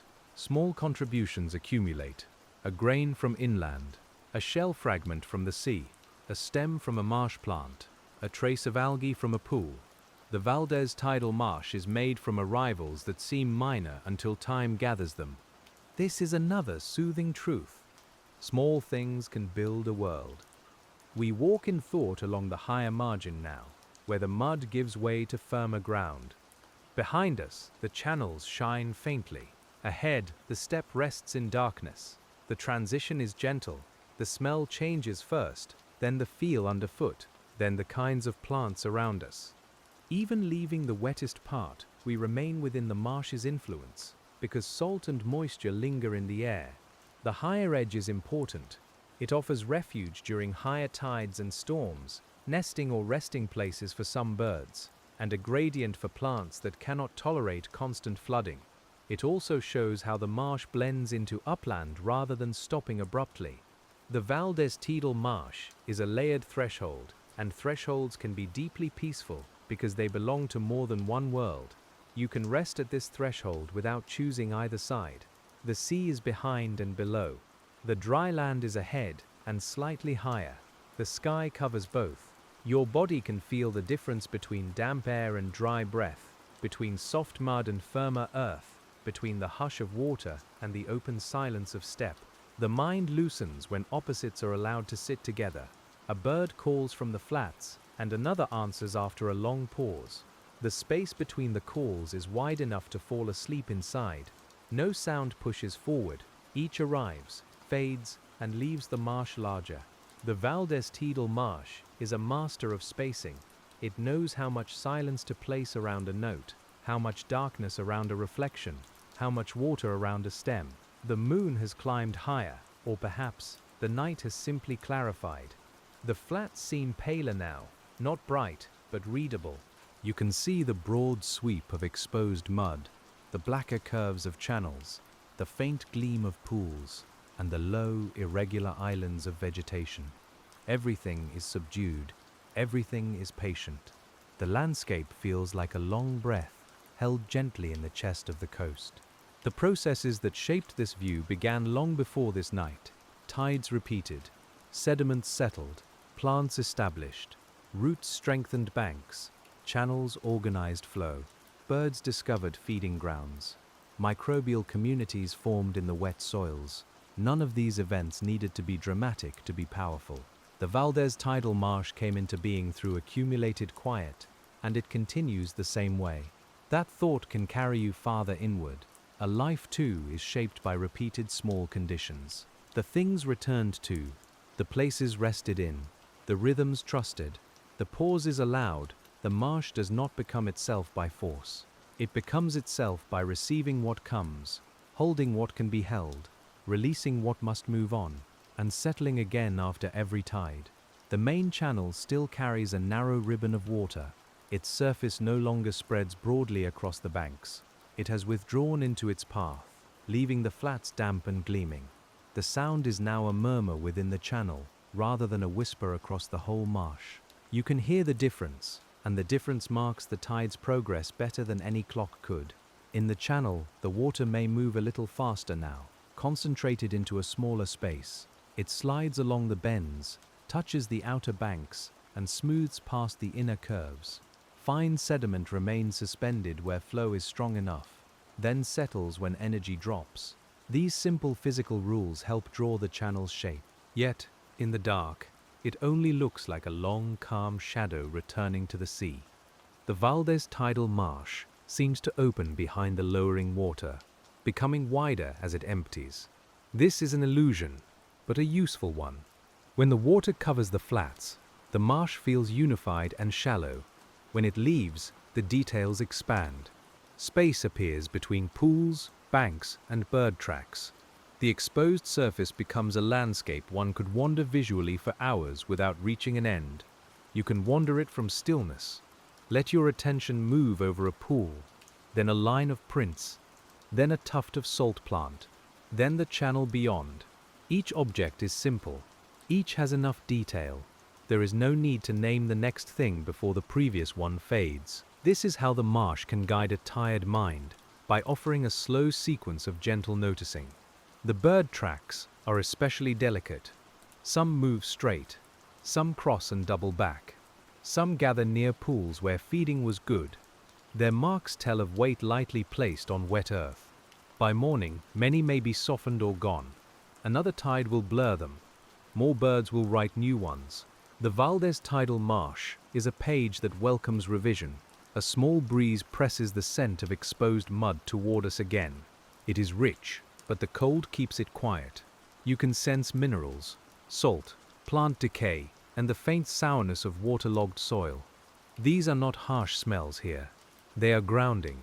They remind the body of earth, water, and slow return. They keep the imagination close to the surface of the place. The stars overhead are steady now. Their reflections in the remaining pools are less steady. This doubling gives the marsh a dreamlike depth. Above, light has traveled across immense distance. Below, it rests in a puddle left by the tide. The VALDES Tidal Marsh brings the far and near together so quietly that the mind does not resist. It simply accepts the wonder and softens. You may feel sleep moving nearer, not as a sudden arrival, but as a broadening of the dark inside thought.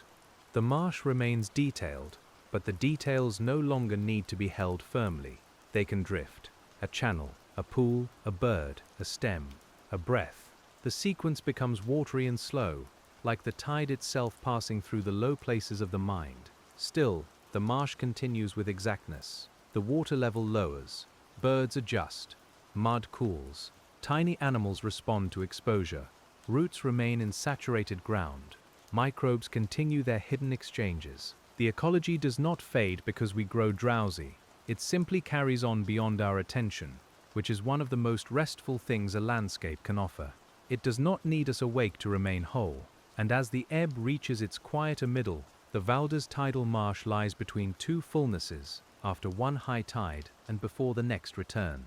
This in-between hour has its own softness. The broad flooding has passed, but the flats are not dry. The sea has withdrawn, but its presence is everywhere. The dark mud shines with what remains, and the channels remember the path back.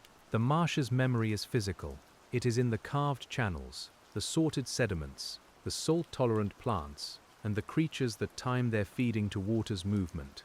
Memory here does not need a mind in the human sense. It lives in form and response. The landscape remembers because it has been shaped. You can rest in that idea, letting the word memory become low and slow. A pool near the bank holds a perfect reflection for several breaths. Then a small insect touches the surface, and circles widen outward. The reflected star bends, breaks, and returns. The disturbance is brief and beautiful. Nothing is spoiled. The pool is still a pool, the star still a star, the marsh still itself. Calm does not require that nothing touch the surface. That is a useful lesson for the edge of sleep. Thoughts may touch the mind, sounds may pass through the room, sensations may rise and fade. Rest can remain beneath them, like the pool beneath the ripple. The VALDES Tidal Marsh does not resist every movement. It receives them, rounds them, and lets them disappear into wider stillness. The channel continues its low murmur. It may be the only continuous sound now.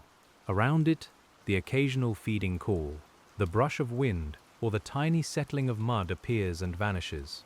The night feels spacious enough to hold all of it. Your breathing may have slowed without effort. Your body may feel heavier, more like the exposed flats, cooled and grounded after the tide's passage. The VALDES Tidal Marsh is not a destination tonight. It is a downward movement into calm, even though the land itself is flat. We descend through attention rather than depth, from sky to water, from water to mud, from mud to roots, from roots to hidden life, and then deeper still into the rhythm that holds them together. The descent is gentle, and there is no bottom we need to reach yet. If you imagine your hand hovering over the mud, you might feel the cold rising from it. If you imagine touching a marsh plant, you might feel its firmness, its stored water, its waxy surface protecting it from salt and wind. If you imagine leaning closer to a pool, you might smell the dense breath of wet sediment. Each imagined sense brings the place nearer. The marsh welcomes this nearness without becoming crowded. It has room for every small attention. It has room for the sleeping birds and the feeding birds, for the hidden worms, for the plants holding their salt, for the moonlight in the pools, for the outgoing tide. It has room for you too, resting at its edge, watching without needing to disturb anything. And as the night carries on, we let the outward tide become a quieter presence, further down the channels, nearer the open water. The inner flats are mostly revealed now. Pools remain like dark eyes in the mud. Raised banks hold low plants in patient clusters. Bird tracks cross and recross, though many are too faint to see from where we rest. The VALDES Tidal Marsh has opened its surface. Open surfaces can feel exposed by day, but at night they feel protected by darkness. The wide flats do not seem bare now. They seem covered by quiet. The sky itself becomes a kind of shelter, spreading evenly above the marsh. There are no sharp walls, no closed corners, no hard light. Only open air, cool ground, and the slowest exchange between sea and shore. The dry steppe beyond remains almost invisible, yet its presence matters. It frames the wetland. It makes the marsh's moisture feel precious and concentrated. In a region where dryness is common, tidal water creates a ribbon of life along the coast. The VALDES Tidal Marsh is therefore both modest and rich, low to the ground but deeply generous in what it provides. Generosity here is not abundance in the lush, overflowing sense. It is enoughness. Enough mud for feeding, enough water for roots, enough salt for specialized plants, enough shelter for small fish when the tide is in, enough exposed flat for birds when the tide is out. The marsh gives according to its nature, and because its nature is rhythmic, that giving can continue. A small current still moves through a side channel, thinner than before. It makes a soft ticking sound where droplets fall from an exposed root into the remaining stream. The root is dark, wet and twisted, gripping the bank. Around it, the mud has been shaped into a tiny overhang. Such details are easily missed, yet they show how life and water sculpt each other. You can let your attention rest there, on one root above one narrow thread of water. The rest of the VALDES Tidal Marsh can blur around it. Sometimes sleep comes through the single detail rather than the wide view. A root, a droplet, a dark channel, a soft sound. The mind follows one small thing until even that becomes indistinct and the body sinks further into rest. The droplet falls again. The channel receives it without ripple enough to matter. The bank holds. The tide continues outward. Above, the stars remain patient, and the moon lays a faint silver along the mud. Nothing asks to be completed. Nothing asks to be explained further. The marsh simply continues, and we continue with it. Slowly, quietly, into the next breath. That next breath arrives with the faintest coolness, drawn across the exposed flats and into the open space around us. The channel below the bank keeps its narrow movement, dark and smooth, with tiny catches of light where the surface bends. You can feel how the marsh has become quieter after the ebb, as if the land has lowered its voice. The VALDES Tidal Marsh rests in this revealed state, and every wet surface holds a little night. A bird moves through the shallow edge of a pool, and its legs make almost no sound. The water closes around each step, then clears again. Its reflection lengthens and shortens with the dim angle of the moon, turning the bird into a pale double of itself. There is no hurry in its body. It feeds as if time were broad and forgiving, which here, under the open Patagonian sky, it seems to be. We can let our attention drift closer to the mud where the bird has passed. The prints are slender and precise, pressed into a surface that is soft enough to remember, but not so soft that it collapses at once. Each print has a thin gleam inside it. Water settles there from the surrounding sediment, making small mirrors of movement. The marsh keeps these signs briefly, then offers them back to change. This is how the VALDES Tidal Marsh carries life without keeping it fixed. Tracks, shells, seeds, fallen stems, tiny burrows, and lines of drainage all appear on the surface, then soften beneath wind, tide, and settling silt. A mark is not a monument here. It is part of a conversation. It lasts long enough to matter, then disappears into the next layer of the place. The scent of exposed mud rises in slow waves as the breeze shifts. It has salt in it, and mineral depth, and the dense green-brown breath of life returning to soil. You can almost feel the scent settling on your tongue. It is an old coastal smell, not sweet, not sharp, but grounding. It brings the mind down from the sky and back to the earth. Around the pools, tiny invertebrates continue their hidden work. Some burrow just below the surface. Some graze on microbial films. Some wait in moisture until the tide returns. Their lives are shaped by the alternating cover of seawater and air, by the grain size of the mud, by oxygen, salinity, temperature, and the presence of roots. Yet in the quiet of the night, all that complexity becomes a single low murmur of being alive. You may notice how gently the marsh turns knowledge into feeling. It is one thing to know that sediment holds organic matter. It is another to smell wet mud cooling beneath stars. It is one thing to know that birds follow tides. It is another to hear one step through shallow water in darkness. The VALDES Tidal Marsh makes science intimate because its processes happen close enough to breathe. The main channel has lowered further, leaving a darker wet line on its banks. That line marks where the water rested only a little while ago. It will fade as the mud dries, then return in another form when the tide rises again. Such marks are the marsh's quiet clock. They measure not with hands or numbers, but with moisture, sheen, and the slow withdrawal of water. We remain near that line, watching the difference between shine and dullness. The wet bank reflects a little light. The higher mud absorbs it. The plants above hold their silhouettes steadily, their leaves thick, low and faintly glossy. Somewhere among their roots, salt water still clings in pockets too small to see. The VALDES Tidal Marsh keeps water in many ways, some visible, some entirely hidden. Those hidden pockets matter to the creatures that live here. Moisture allows small animals to endure exposure between tides. It supports microbial films that feed grazers. It keeps roots surrounded by the chemistry they require. Even after the sea has withdrawn from the surface, the marsh remains saturated below, carrying the memory of tide water through the spaces between grains. The land is never as dry as it looks.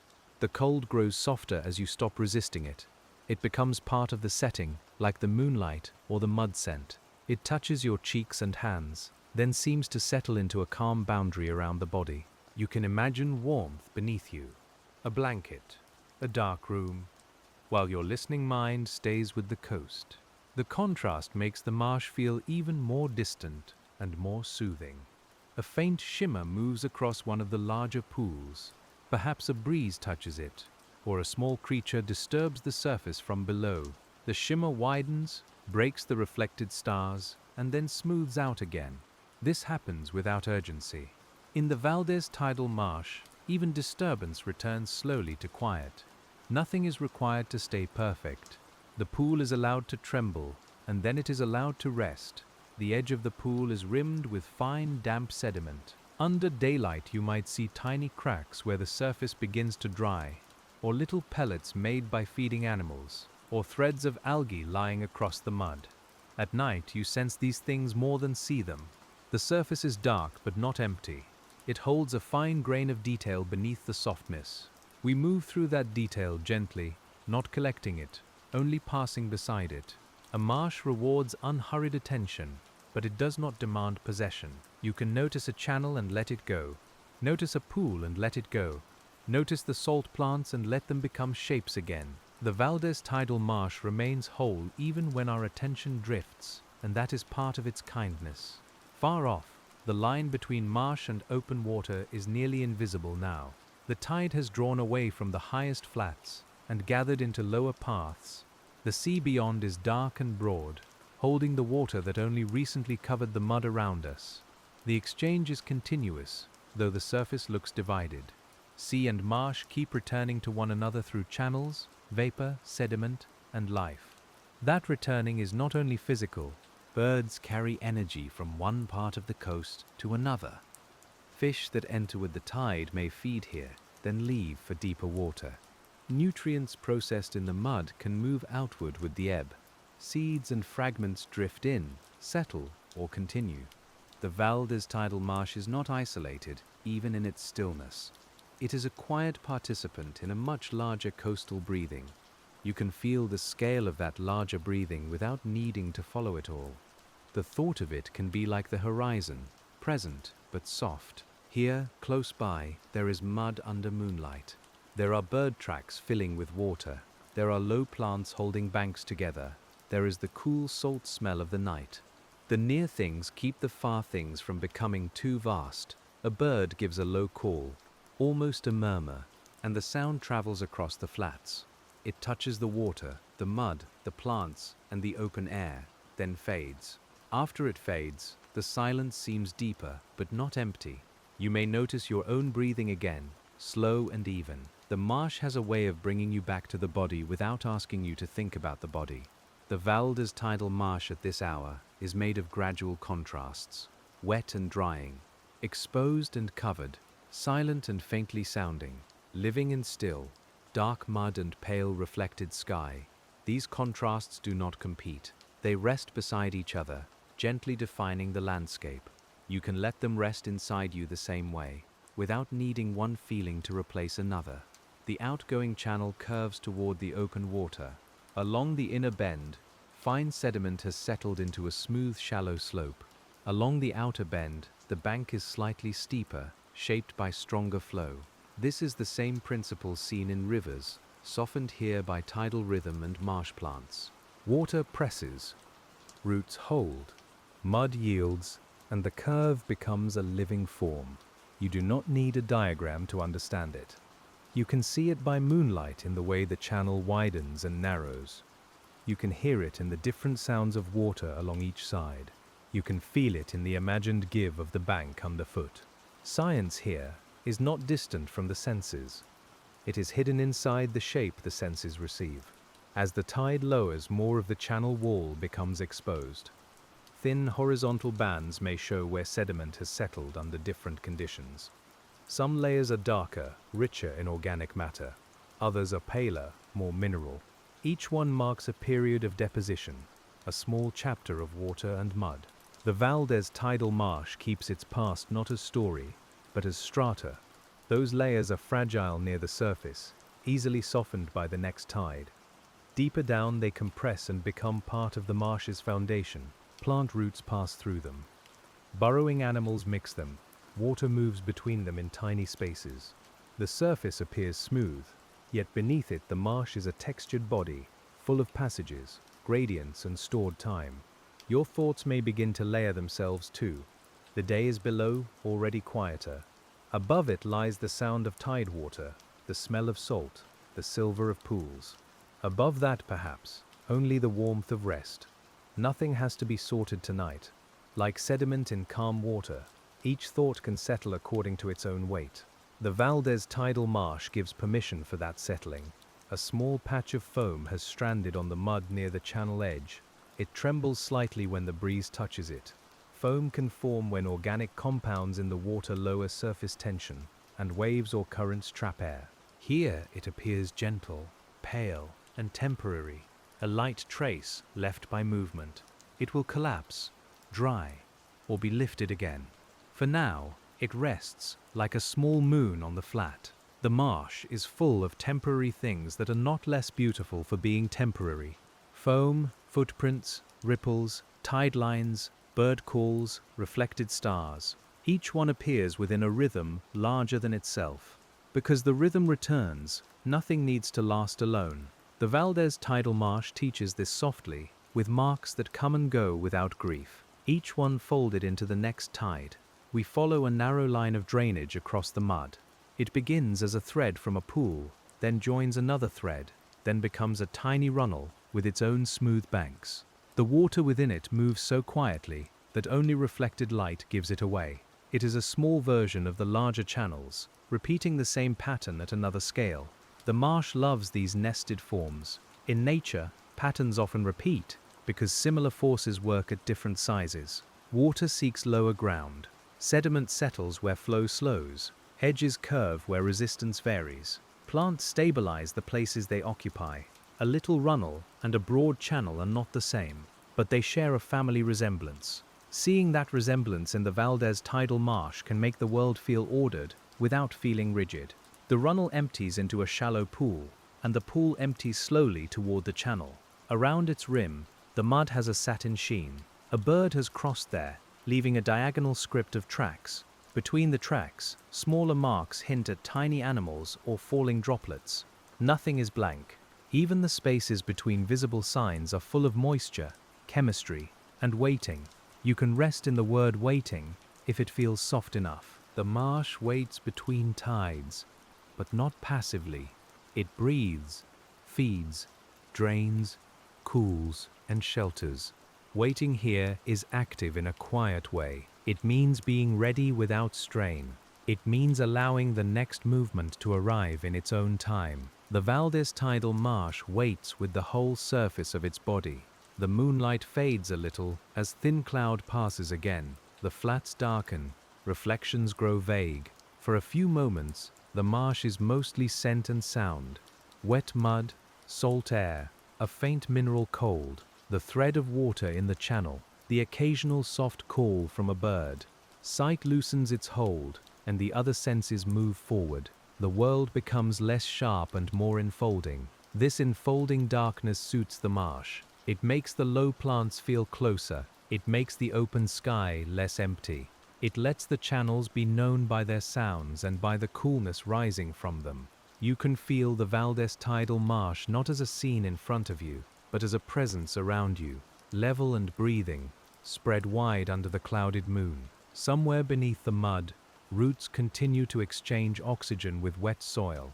Salt marsh plants often have specialized tissues that help move air from leaves and stems down into buried parts. In saturated sediment, where oxygen can be quickly used up, this ability matters. It lets roots persist in places that would suffocate many other plants. Their quiet endurance is hidden under every low tuft. The thought of oxygen traveling downward through a plant is strangely peaceful.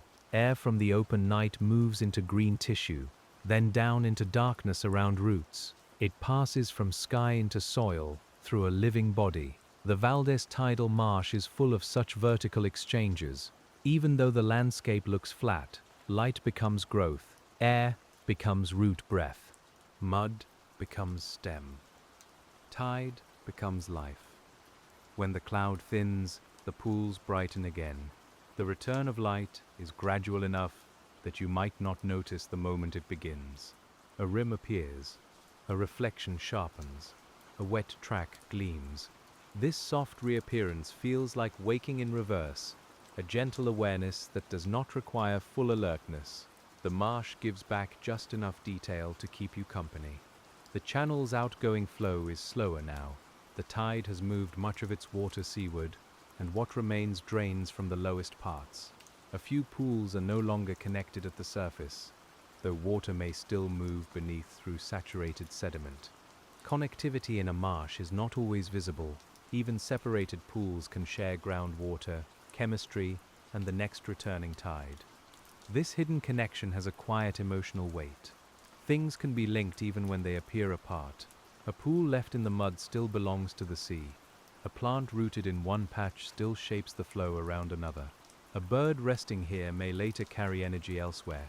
The VALDES Tidal Marsh is a low, patient lesson in belonging across distance. We turn our attention toward the seaward side again, where the channels widen and the flats slope gently away.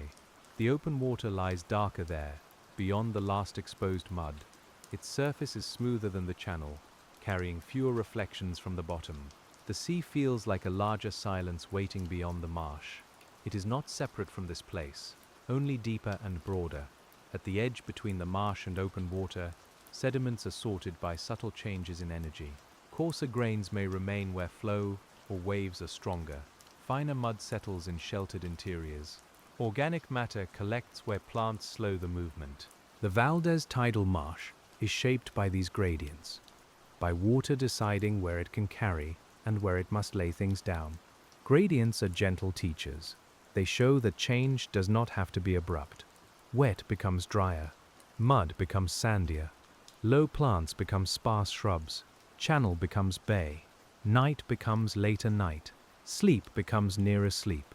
The marsh is made of transitions, and each transition is slow enough for the body to follow without alarm. You can drift along them with ease.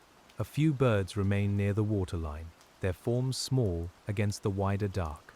They feed where the retreating tide leaves fresh mud behind. Their bodies tilt forward, then rise. The motion repeats. Each bird seems wrapped in its own quiet concentration. The whole flock, if it is a flock, feels loosely woven, held together by habitat and tide rather than by noise.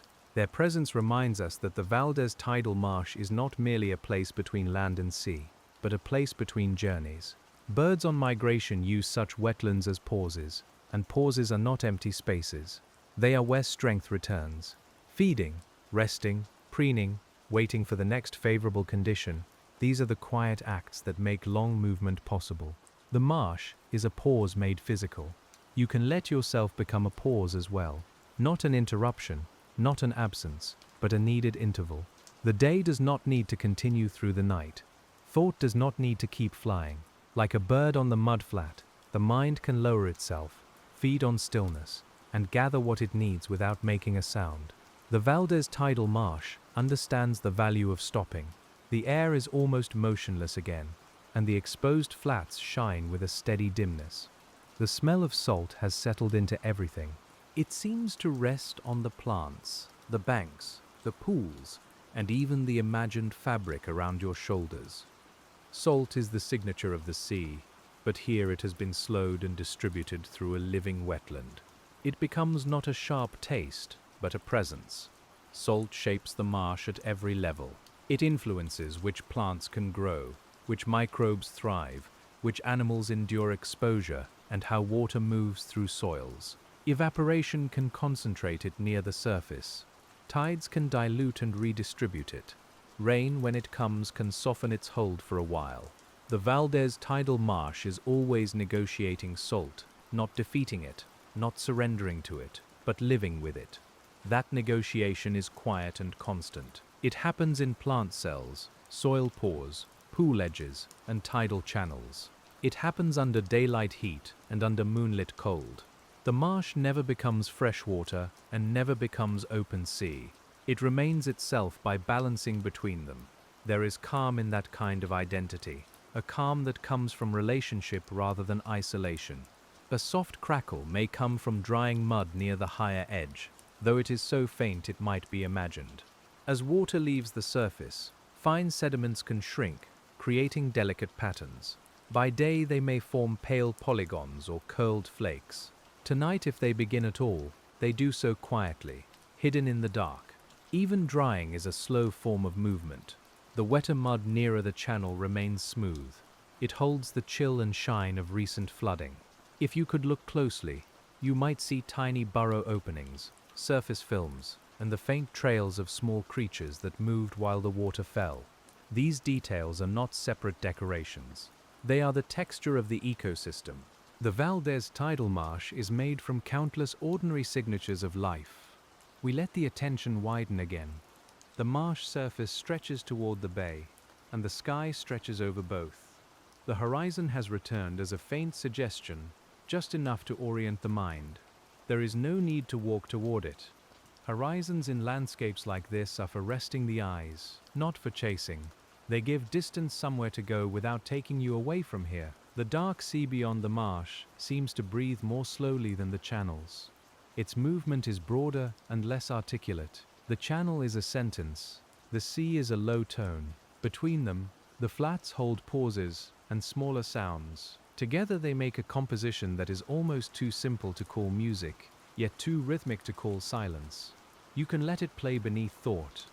At times, the VALDES Tidal Marsh may be visited by larger coastal animals moving along its margins. But tonight, we keep our focus low and soft. The essential life here is already enough. Birds, plants, invertebrates, algae, microbes, fish that come and go with water, and the sediment itself as a living foundation. The marsh does not need a centerpiece. Its beauty is distributed.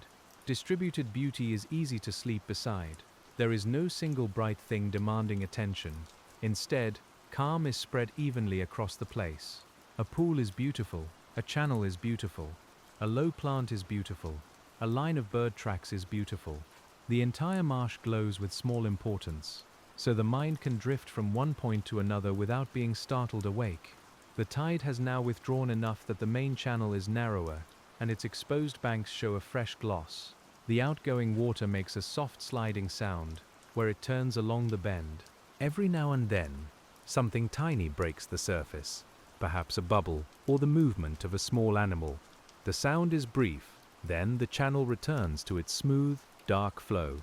Bubbles rising from mud can carry gases produced by microbial activity below.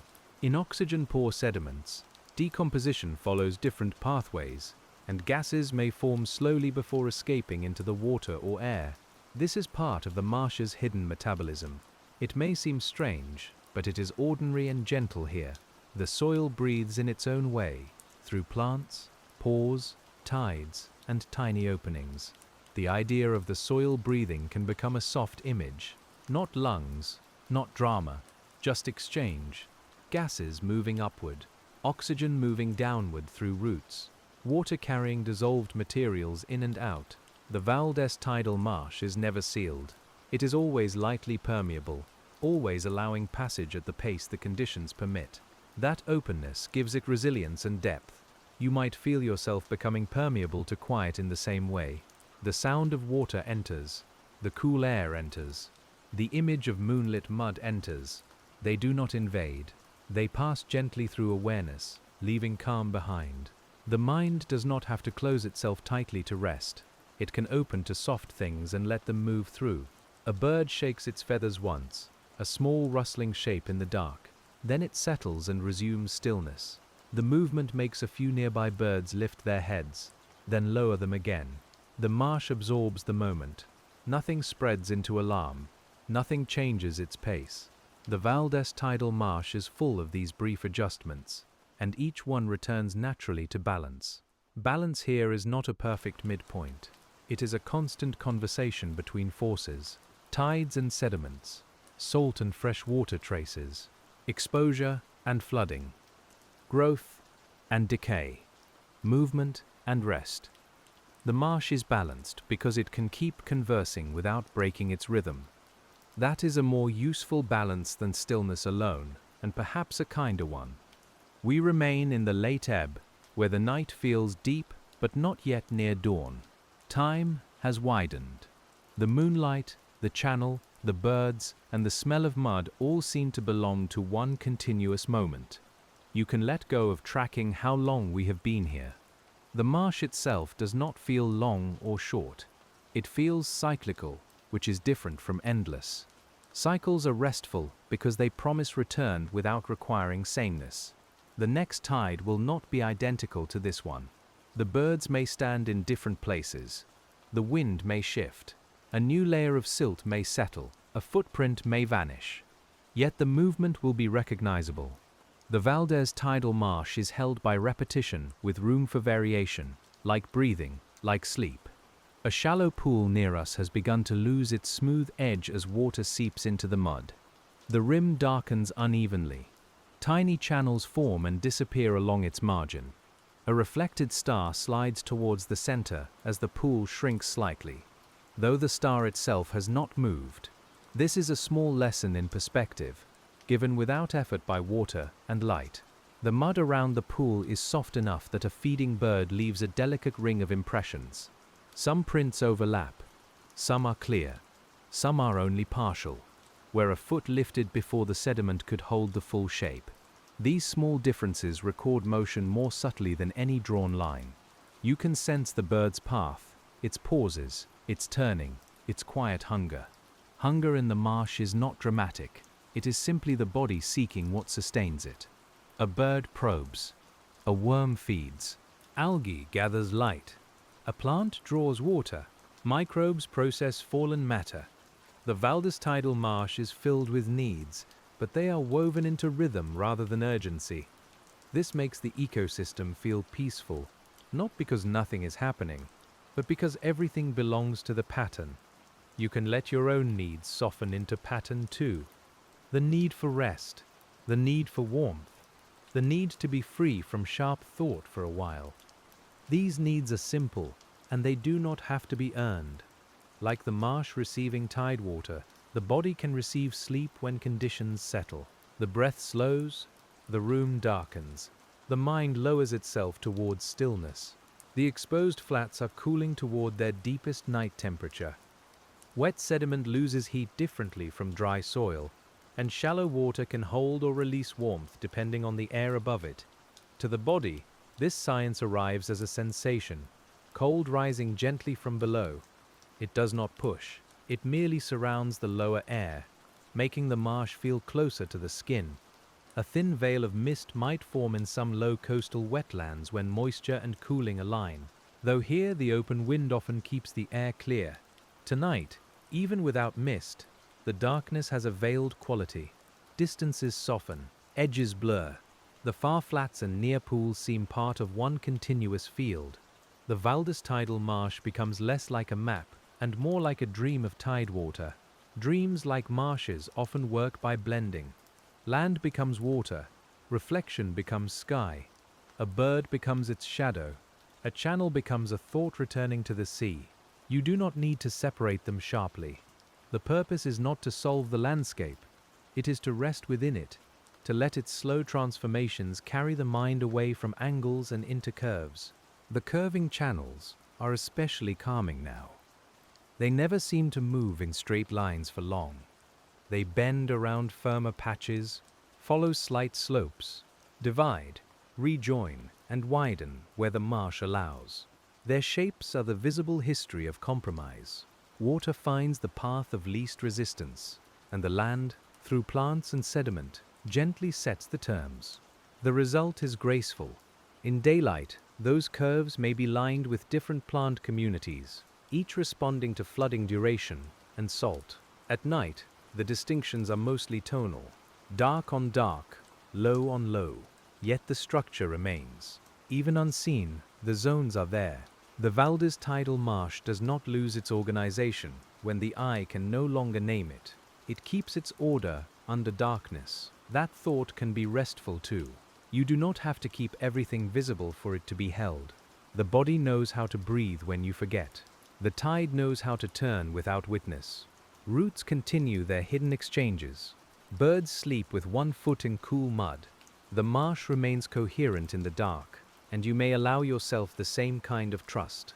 A small gust crosses the flats and passes away. It roughens the pools, then leaves them smoothing behind it. The plants whisper and then settle. The channel's surface breaks into little scales of light before becoming dark again. The entire event lasts only a few breaths. It is a reminder that calm landscapes include weather, but weather at this hour has chosen a gentle voice. Wind over shallow marsh can increase evaporation, move floating material, and stir surface water. It can also carry the scents of different zones into one another, blending sea, mud, plants, and dry upland. You smell that blending now. Salt arrives first, then wet clay, then a faint dry mineral note from the steppe. The VALDES Tidal Marsh breathes through the air as much as through water. The wind's departure leaves a softer silence than before. Sometimes a sound, by passing, reveals the quiet around it. You may notice the space behind the channel murmur, the space behind the bird calls, the space behind your own thoughts. This is not emptiness, it is room. The marsh offers room everywhere, across the flats, between plants, inside pools, and under the open sky. We stay in that room with no need to fill it. The script of the mud continues below our attention. A tiny animal emerges, feeds, withdraws. A droplet slides from a stem. A rivulet thins. A bird turns. A star reflection steadies. These are enough. The VALDES Tidal Marsh does not ask us to witness every process. It allows us to be drowsy beside them.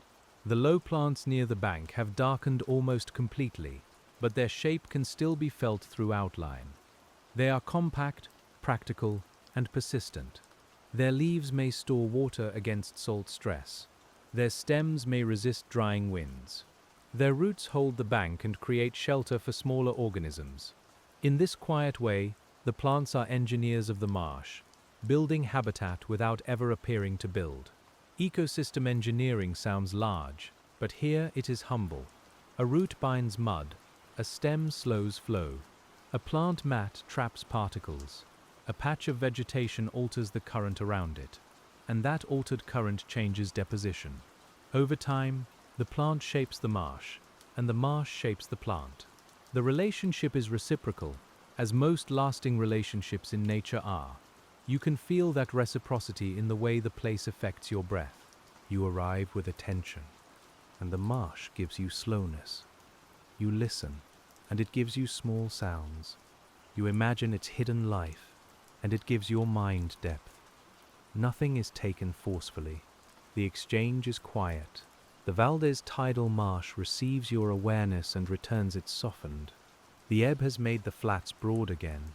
In places, they appear almost polished. In others, they are textured by ripples, tracks, or plant debris.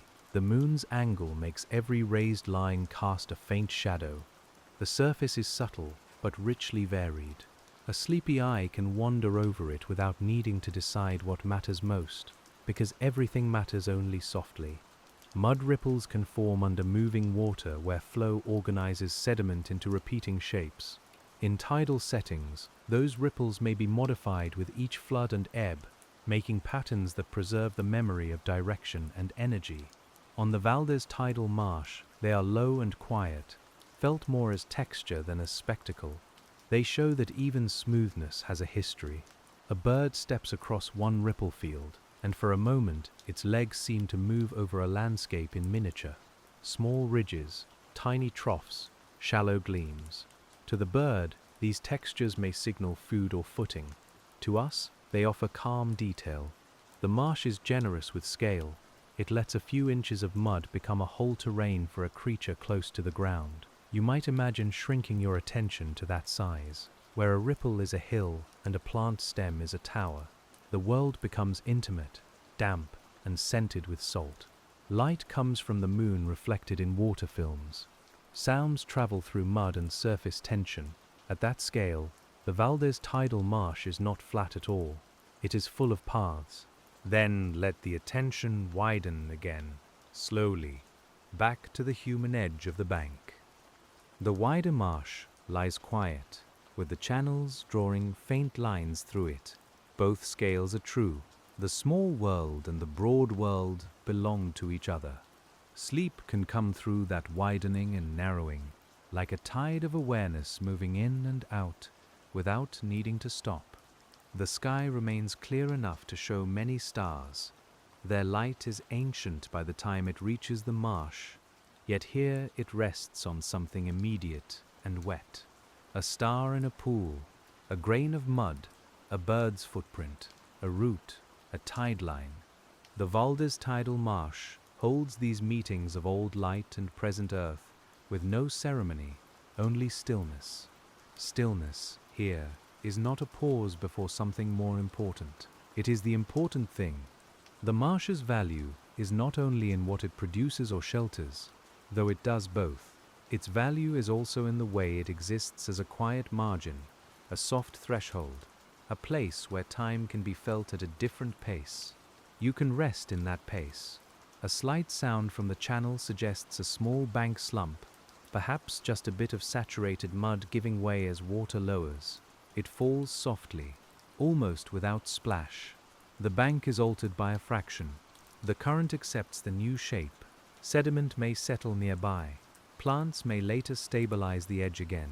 In the VALDES Tidal Marsh, even small collapses become part of formation. There is no need to make collapse frightening. In landscapes, giving way can be one method of adjustment. A bank softens, a channel widens, a new microhabitat appears. Over time, the system incorporates the change. The marsh does not remain peaceful by preventing every alteration.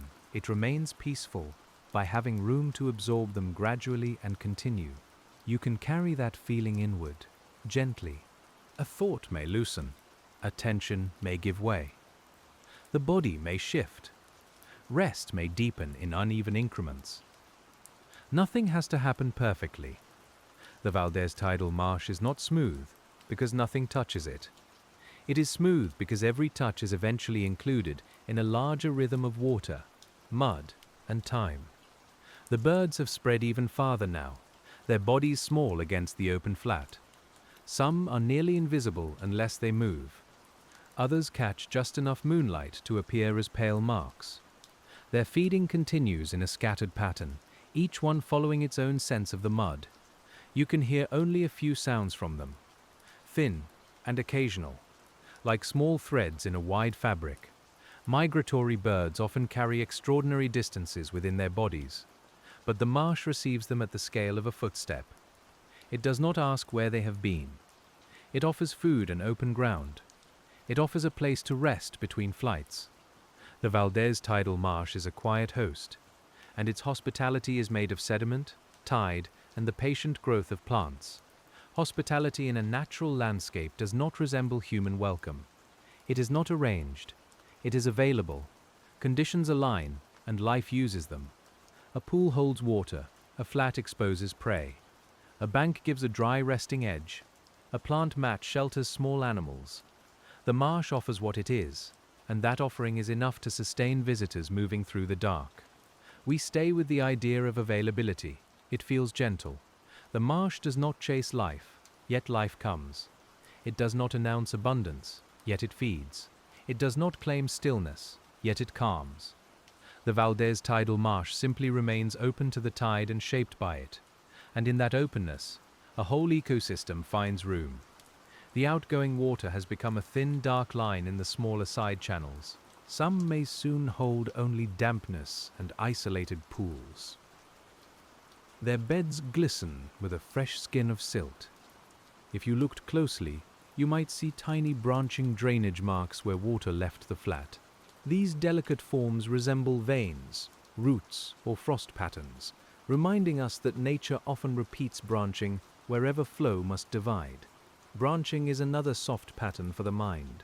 A channel divides, a plant root divides, a bird's path divides across mud.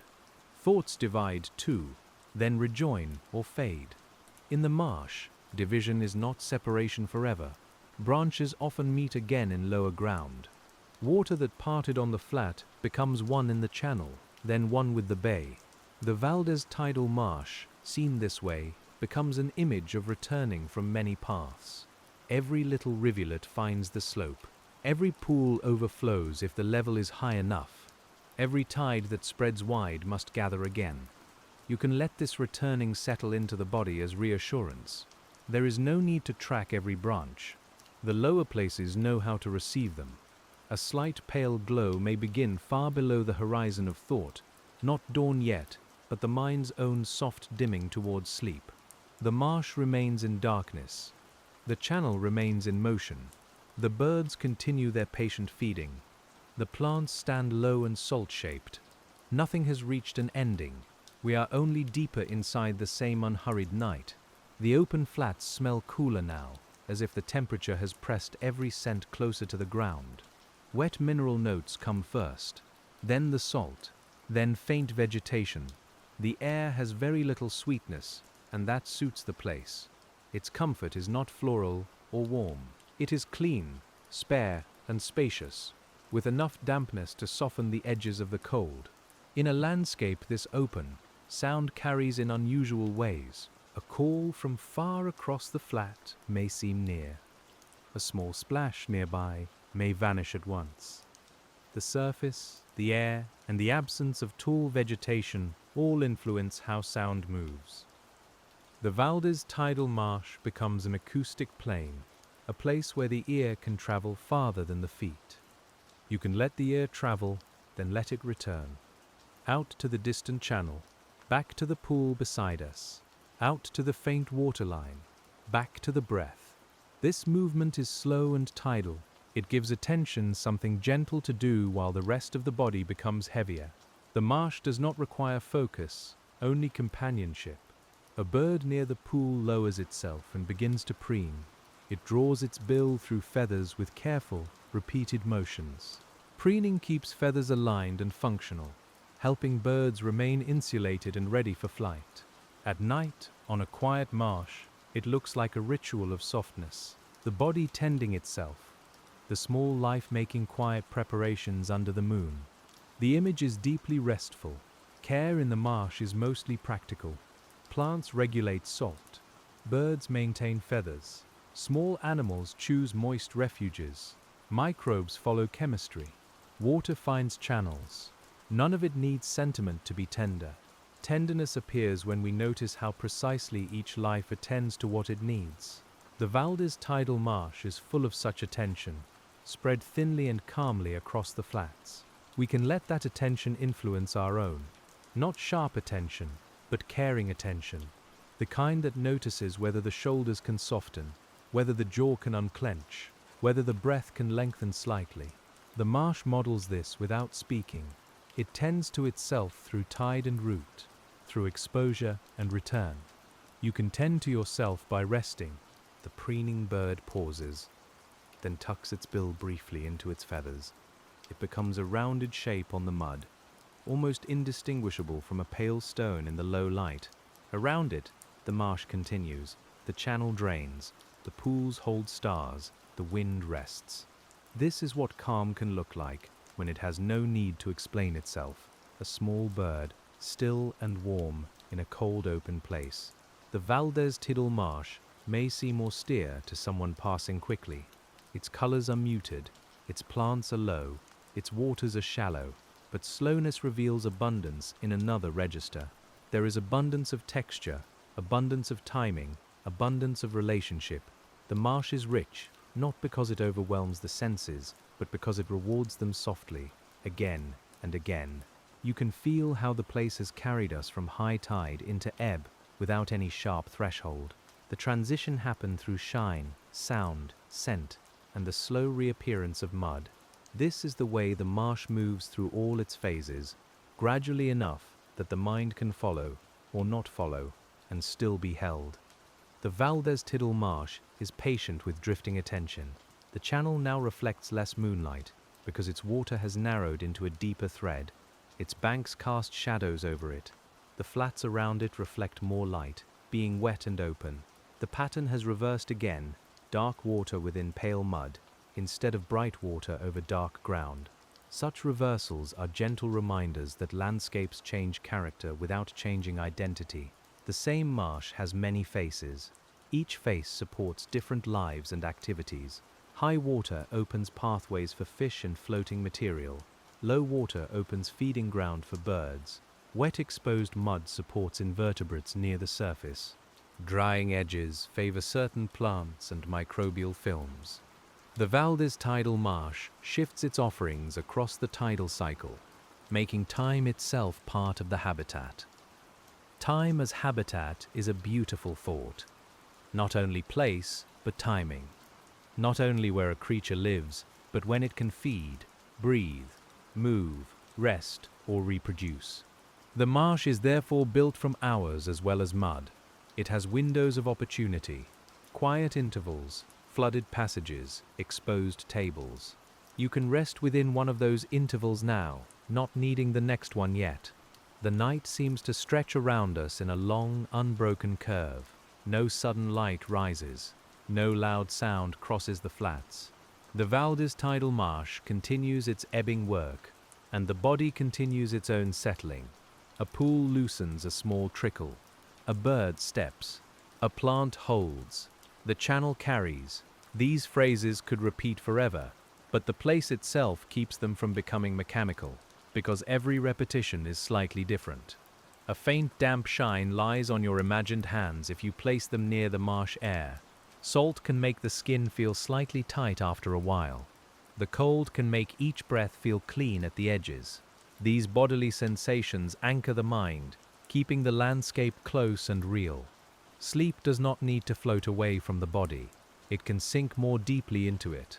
The VALDES Tidal Marsh invites that sinking through its low elevation and open quiet. Everything here seems to draw downward, water into channels, sediment into layers, roots into mud, cool air toward the ground, thoughts toward rest. Even the stars, reflected in pools, appear to have come down from the sky. The whole landscape is a gentle descent without slope, a downwardness of mood. Down in the sediment, beneath the visible surface, pore water moves slowly through tiny spaces. It carries dissolved salts, nutrients, and chemical signals. The flow is far slower than the tide above, but it matters. It connects root zones, microbial communities, and the chemistry of the mud. The marsh has fast rhythms and slow rhythms layered together, like breath over heartbeat over sleep. That layering is easy to feel now. The fastest rhythm is the tiny sound of droplets. The next is the channel's outward flow. Slower still is the tide itself, falling through the night. Slower than that are the seasons of birds and plant growth. Slower again is the building of the marsh surface. The VALDES Tidal Marsh holds all these tempos in one calm body. You do not need to follow each tempo consciously. It is enough to be near them. The body may choose the slowest one it can feel, the long rhythm of settling sediment or the even return of tides. The mind may loosen around the smaller sounds, letting them become part of a continuous hush. In this way, the marsh becomes a place to rest inside, even from far away. A pool near the raised bank has become very still. Its reflected stars are clear again. Around its edge, small beads of water cling to plant stems. Each bead holds a tiny, inverted version of the moonlit marsh. These details are too small to matter in a practical sense, yet they matter deeply to the feeling of the place. They show how carefully light can rest. Light rests differently on mud than on water. Mud absorbs and softens it. Water catches and returns it. Salt crystals scatter it. Plant leaves dull it or hold a faint gloss. The VALDES Tidal Marsh is a study in low light, in the many ways surfaces receive what little brightness the night gives. Nothing dazzles, and because nothing dazzles, the eyes grow calm. The eyes may want to close now, and the marsh will remain. If they close, the channel can continue as sound, the salt can remain as scent, the cool air can remain as touch. The image of wet flats can stay behind the lids, dim and spacious. The VALDES Tidal Marsh does not vanish when unseen. It becomes inward, a landscape carried by the slower senses. With closed eyes, you might picture the tide line as a soft curve across the dark. You might picture the birds as small moving points. You might picture the low plants as islands in shallow water or as dark clumps on exposed mud. Each image can drift apart and rejoin. None needs to be corrected. The marsh is forgiving in the mind. The outgoing tide continues beyond closed eyes. Water drains through channels. Pools remain. Mud cools. Birds feed. Roots breathe. Microbes work. Clouds move over the moon. The sea receives what the marsh releases. This continuity is one of the deepest comforts of natural places. They continue without demanding our vigilance. The VALDES Tidal Marsh holds the night whether we watch or not. A small sound returns attention to the channel, perhaps water slipping over a root or a bird stepping at the edge. The sound is soft enough to enter without waking anything fully. It becomes part of the half-dreaming state, where outer world and inner image share the same quiet room. The marsh fits well there, because it is already half land, half water, half seen, half felt. The word half does not mean incomplete here, it means joined. The marsh is complete because it is transitional. It belongs to more than one condition at once. Wet and dry, salt and earth, exposure and cover, stillness and movement. You may rest in that completeness of in-between, allowing yourself not to be fully awake and not yet fully asleep, but gently held between. The VALDES Tidal Marsh stretches under the dark in every direction of our imagined attention. Inland, the ground rises slightly towards steppe. Seaward, the channels open into broader water. Along the sides, plants and flats weave together in subtle bands. Above, the sky holds steady. Below, the sediment holds time. The listener, the guide, the tide, and the marsh all share this slow hour. We do not need to speak loudly in such a place. Even thought feels quieter if it follows the landscape's scale. A soft observation is enough. The mud is shining, the tide is leaving, the birds are feeding, the air is cold, the plants are still. Each sentence can be set down like a small stone on the bank, then left there in peace. As the ebb thins, some pools begin to show tiny differences in height. The higher ones drain more completely. The lower ones hold water longer. This creates a mosaic of dampness across the flat. In daylight, that mosaic would guide feeding animals and plant growth. At night, it appears as a pattern of darker and lighter patches, a muted map of the marsh's inner topography. Topography here is slight, but slightness is enough. A low ridge may stay exposed longer and favor one plant. A shallow depression may remain wet and support another community. A small channel may bring tidal water farther inland. The VALDES Tidal Marsh is a landscape of fine thresholds, and those thresholds build richness without ever becoming visually loud. You can feel how restful, fine thresholds are compared with sharp edges. They allow gradual adjustment. The eye moves easily. The body imagines stepping carefully but calmly. The mind transitions from one thought to the next without interruption. The marsh's physical softness becomes a model for mental softness, and mental softness becomes an opening towards sleep. A distant wing beat crosses the dark. You hear it once, then it is gone. Perhaps a bird has shifted from one feeding patch to another, following the newly exposed mud. Its movement is brief, but it draws a line through the night air. The VALDES Tidal Marsh holds that line for a moment in awareness, then lets it vanish into the open. The open air above the marsh is part of the habitat too. Birds watch, listen, lift and settle through it. Wind carries scents and seeds. Moisture rises and cools. Heat leaves the ground into it. The marsh is not only the mud and water below, It includes the layer of air that moves across them, lightly mixing sea and land with every breath. Your own breath is part of the imagined air now. Inhaling, you receive salt, cold, and dark space. Exhaling, you join the slow outward tide. This is not a literal exchange with the distant coast, but the body understands symbols gently. It can use the marsh as a rhythm, as a place to place its breathing when the day no longer needs attention. The VALDES Tidal Marsh is especially suited to this because it is neither empty nor busy. It offers enough movement to guide the mind and enough stillness to soothe it. A completely barren place might feel stark. A crowded place might feel alert.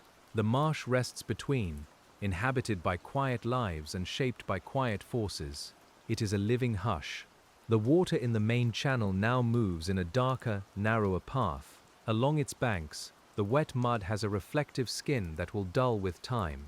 Plant roots protrude in places, catching bits of grass and algae left by the tide. These cord fragments may dry, decay, or be lifted again. Nothing is out of place. The marsh uses what arrives. A strand of dead grass lodged against a root may become shelter for tiny animals or a catch point for more sediment. A shell fragment may alter a small flow. A clump of algae may feed grazers as it breaks down. The VALDES Tidal Marsh is attentive to debris in its own way, turning loose pieces into part of the pattern. This turning happens without intention, yet it feels almost caring when you watch it slowly. The landscape does not waste its fragments, it reworks them. It lets water test them, plants hold them, animals feed from them, and sediment bury them. Over time, what seems separate becomes ground. The thought is gentle enough to carry into sleep, because it makes even remnants feel included. The moonlight along the channel dims again as cloud thickens. The marsh becomes darker, but by now the darkness feels familiar. We have spent long enough here for the eye and mind to trust it. The dark is not blank. It has channels, birds, plants, pools and scent. It has the steady presence of the VALDES Tidal Marsh, continuing in quiet complexity. A small pool near us, no longer bright, still reflects a softer grey. Its surface is so still that the reflection seems painted. Then one tiny ring opens near the edge. Perhaps an insect, perhaps a bubble, perhaps a droplet from a plant.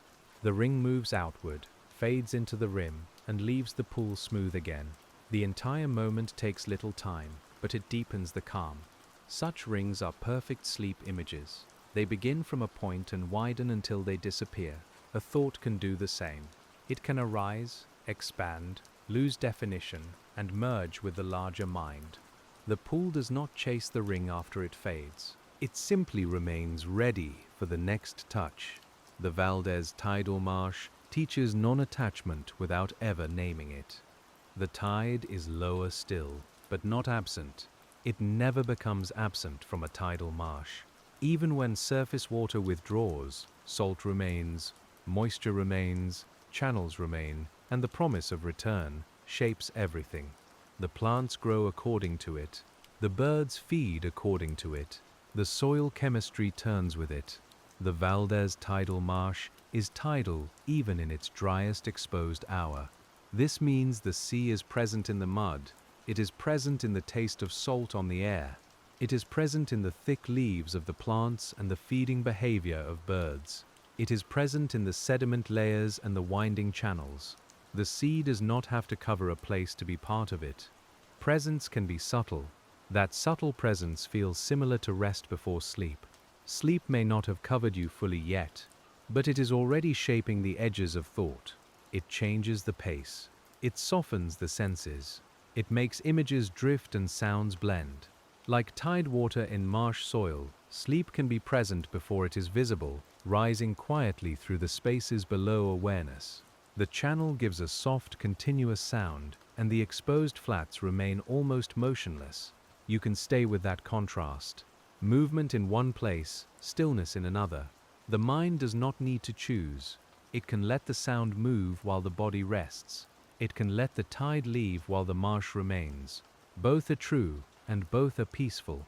Farther inland, the higher marsh plants may be drier and more strongly touched by the night wind. Their leaves may carry salt on their surfaces or store it within older tissues. Around their bases, the ground is firmer, less often flooded, but still influenced by the tide. The VALDES Tidal Marsh grades upward through these communities, each one answering a different duration of wetness. Duration is one of the quiet rulers of the marsh. How long a place is flooded matters as much as how deeply. How long it dries matters. How long salt remains concentrated matters. Life arranges itself in response to time spent under particular conditions. The marsh is therefore a calendar written sideways across the land, with zones instead of pages. You can imagine those zones under daylight, bands of subtle color and texture stretching along the coast. Tonight, they are mostly hidden, but their presence gives depth to the dark. You know that beneath the softened view, there are patterns of adaptation, tolerance, and timing. The VALDES Tidal Marsh is not vague in itself. It only appears gentle because night has lowered the contrast. That lowered contrast is helpful now. It lets the mind stop separating so sharply. Plant becomes shadow, pool becomes sky, channel becomes tone, mud becomes coolness. The specific facts remain available, but they no longer press forward. They settle behind the senses, where they can enrich the atmosphere without waking the listener into analysis. A small breeze travels from inland toward the sea, reversing the scent for a moment. The dry note of steppe comes first, then mingles with salt and mud as it crosses the marsh. This movement reminds us that air, unlike the tide, is less predictable at small scales. It shifts with temperature, landforms, and the open night. The VALDES Tidal Marsh receives those shifts with calm. Wind moving from dry land over wet flats may cool, moisten, or pick up scent. It may also affect evaporation from pools and exposed sediment. Even gentle wind leaves traces in the system. Yet to us, tonight, it is mostly a soft change on the face, a slight stirring at the ear, a quiet rearrangement of smell. The science and sensation remain close together. The body may now feel very heavy. The marsh's low landscape encourages heaviness, because nothing rises sharply to pull attention upward. Even the horizon is subdued. The eye follows horizontal lines, channels, banks, watermarks, and the flat stretch of shore. Horizontal landscapes can be deeply soporific. They let awareness spread and flatten until it becomes as smooth as wet mud under moonlight. We stay with that spreading feeling. Awareness across the flats, awareness across the water, awareness across the body lying still. No point needs to be bright. No thought needs to stand taller than the rest. The VALDES Tidal Marsh becomes an image of equal softness, every part low, connected, and gently illuminated by the same night. A bird near the channel suddenly finds something in the mud, but even this small success is quiet. It lifts, swallows, and resumes its slow stepping. Feeding continues without celebration. Life here is practical and unadorned. That simplicity is soothing. The marsh does not turn nourishment into drama. It offers, receives, and continues. The bird accepts, feeds, and continues. The prey beneath the mud may be worms, small crustaceans, mollusks, or larvae, depending on the exact patch and conditions. These animals process organic matter, aerate sediment in small ways, and become food for birds and fish. Their hidden abundance supports the visible grace above. The VALDES Tidal Marsh is like that everywhere. What is seen rests upon what is unseen. Rest also rests upon unseen things. A comfortable room, a slowing heart, a nervous system learning that the night is safe, a voice kept low, a landscape held in the mind. These supports do not need to be examined constantly. They work best when allowed to be background. The marsh lets many vital processes remain background, and still the whole place thrives. The outgoing tide has nearly finished this part of its journey, though water will continue moving in subtle ways. Some channel beds remain wet and active, some pools are isolated, some mud is exposed and cooling. The VALDES Tidal Marsh is now fully in its low water character, open, glistening, and quietly busy with feeding birds. The night has become spacious around its edges. Edges are everywhere here. Pool edges, channel edges, plant edges, tide edges, salt edges. yet few are hard. Most are damp, shifting, and softly negotiated. This is why the marsh feels so forgiving. It does not draw lines with stone. It draws them with water, mud, and roots. And those lines can move when the rhythm asks them to move. You may feel your own edges softening in response. The boundary between listening and dreaming thins. The boundary between body and bed becomes less sharply noticed. The boundary between the imagined marsh and the room around you becomes a comfortable blend. This is not confusion. It is sleep approaching through gentleness, guided by a landscape that knows how to blur without losing itself. The moonlight returns from behind cloud, a little brighter than before. The wet flats glow softly. Bird tracks appear again. The channel gains a narrow silver line. The low plants are edged with grey. Nothing is new, yet everything is freshly visible. This is another form of tide, a tide of light moving over the VALDES Tidal Marsh as clouds pass through the sky. Clouds, shape, nocturnal temperature and light, softening radiative cooling when they cover the sky and revealing colder brightness when they thin. Their passage changes how the marsh feels to the skin and eye. Under cloud, the world becomes enclosed and dark. Under clear moonlight, it becomes open and reflective. Tonight, both moods pass gently through the same coastal stillness. The marsh accepts the changing sky as it accepts the changing tide. It does not choose one condition over another. It functions in brightness and in dimness, in flood and in ebb, in wind and in calm. Its organisms are adapted to variability, and because they are adapted, the variability feels peaceful. It is the familiar range of the place, not an interruption. A few birds lift together, not in alarm, but in quiet relocation. Their wings catch moonlight once, twice, then become dark as they turn. They settle farther along the flat, near a newly exposed channel edge. The movement is graceful because it is efficient. They rise only as much as needed. They travel only as far as suits them. Then they return to the mud. You can let that image drift behind closed eyes. Pale wings over dark flats, a low arc through cold air, a soft landing where water has just withdrawn. The VALDES Tidal Marsh receives them again, and the surface remains calm. The thought can repeat slowly. Wings, mud, water, night, each word softening until it is less a word and more a feeling. The feeding grounds expand as water leaves, but the best patches may shift with each tide. Small animals respond to moisture, temperature, and disturbance. Birds respond to those animals. The marsh is therefore a moving pattern of opportunity, not a fixed table. Yet the movement is slow enough that it seems serene. Ecological complexity does not have to feel restless when its pace is tidal. We stay with tidal pace. Nothing needs to happen in a straight line. The script of the night can curve, return, widen, and narrow. The VALDES Tidal Marsh itself has no single center. Its meaning is spread across repeated exchanges. You can enter at any channel, any pool, any bank, and find the same quiet principles expressed in a slightly different form. A small exposed shell catches light near the pool. It is half buried in mud, its curve just visible. The shell may have come from a mollusk that lived in nearby water, or was carried in by tide and wave. Now it rests in sediment, becoming part of the marsh's mineral mixture. Hardness and softness lie together, each altering the other in time. Shell fragments can affect sediment texture and chemistry. They may create tiny firm spots, reflect light differently, or offer surfaces for microorganisms. Over longer periods, they contribute carbonate material to the ground. In the VALDES Tidal Marsh, such fragments are modest, easily overlooked, yet they carry the sea's biology into the marsh's physical body. They are small white memories in dark mud. You can imagine the shell slowly being covered and uncovered by tides, sometimes visible, sometimes hidden, sometimes shifted a little by water or a bird's foot. Its story is not a straight line either.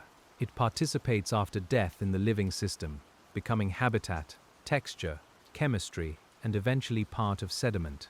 The marsh is skilled at continuing things in altered forms. This continuing without drama is one of the deepest comforts here. The tide continues. The birds continue. the sediment continues to gather and move. The plants continue to manage salt. The marsh continues through phases that might look like endings if viewed too narrowly. Low tide is not an ending. Night is not an ending. Stillness is not an ending. They are parts of the rhythm. The air against your face may feel colder now, but the imagined bed around you can feel warmer by contrast. The marsh and the room support each other in the mind. Outside, wet flats cool under stars. Inside, the body releases into warmth. The difference is soothing, like listening to rain while dry indoors, or hearing distant surf from a sheltered place. The VALDES Tidal Marsh remains out there in the mind's distance, doing its quiet work. It does not need to be reached physically to be felt. Its channels can run through attention. Its pools can reflect behind closed eyes. Its salt air can become the shape of a slow inhale. Its mud can become the sense of heaviness that draws the body toward sleep. A final thread of water slips from the pool beside us into the runnel, then into the channel. The pool lowers slightly, but not completely. It keeps enough water to hold a dim reflection. Around it, the mud glistens. A bird steps close and pauses, perhaps listening for movement below. The whole scene is still enough that the pause feels like the center of the night. Pauses in the marsh are never empty. During a pause, sediment settles. During a pause, a bird hears. During a pause, a plant adjusts internally to salt and water. During a pause, the tide prepares its next turn far beyond the visible flat. A pause is simply activity slowed below the threshold of obviousness. The VALDES Tidal Marsh is made of pauses like this. You may be entering such a pause yourself, not asleep entirely, perhaps, but lowered into a quieter layer. Thoughts still move, but more slowly. Sounds still arrive, but more softly. Images still form, but with less edge. The marsh continues to offer shape for that descent. Channel, pool, mud, bird, star, plant, tide. Each one placed gently after the other. The main channel has almost no sparkle now under the bank's shadow. It is a dark path with a soft voice. The flats around it are pale and damp. This reversal of brightness makes the channel feel deep, though it may be shallow. Darkness can create a sense of depth that is emotional as much as physical. The VALDES Tidal Marsh holds that depth in its low places. Depth here is not measured by falling far down. It is measured by attention. The longer we stay, the deeper the marsh becomes. A mudflat becomes an ecosystem. A pool becomes a small world. A plant becomes an engineer. A tide line becomes a clock. A bird call becomes a thread through space. The landscape deepens because we have slowed enough to enter it. And we continue entering it, softly, with no arrival point. The night stretches on. The tide moves outward. The birds feed and settle. The plants hold the banks. The pools keep the sky in pieces. The mud cools, shines, and receives every small mark. The VALDES Tidal Marsh remains patient beneath the open Patagonian dark, and the next breath comes as gently as the last. The VALDES Tidal Marsh rests now in the deepest part of its quiet, with the tide drawn low and the exposed flats shining faintly under the last patient light of the moon. The channels still hold narrow threads of water, but they speak more softly than before, and the pools left behind keep small pieces of sky in their dark centers. You can feel the cold close to the ground, the salt in the air, the damp breath of mud and plants, and the broad stillness of a coast that has nothing left to ask. A bird stands near one pool, almost motionless, its reflection gathered beneath it in the shallow water. Farther out, the mud lies smooth and open, marked here and there by delicate tracks that will soften when the tide returns. The low plants hold their places along the banks, roots deep in wet sediment, leaves quiet under the night. Everything in the VALDES Tidal Marsh seems to be waiting without impatience, resting inside the long rhythm it has always known. And now we let our attention settle lower, down to the surface of the mud, where fine grains have been placed by tide after tide, and where the water has left a cool, shining skin. There is no need to move beyond this place. The marsh is wide enough, and the night is deep enough. and the silence has opened enough room for every thought to loosen. The sea will come back in its own time, but for now it rests beyond the channels, while the flats breathe out beneath the stars. You can rest here too, at the quiet edge of land and water, where salt, mud, moonlight, and sleep all become part of the same slow hush. Far above the marsh, the sky goes on in darkness. Down here, the wet earth cools grain by grain, and the VALDES Tidal Marsh lies still beneath the night, holding only water, silence, and the soft shape of rest.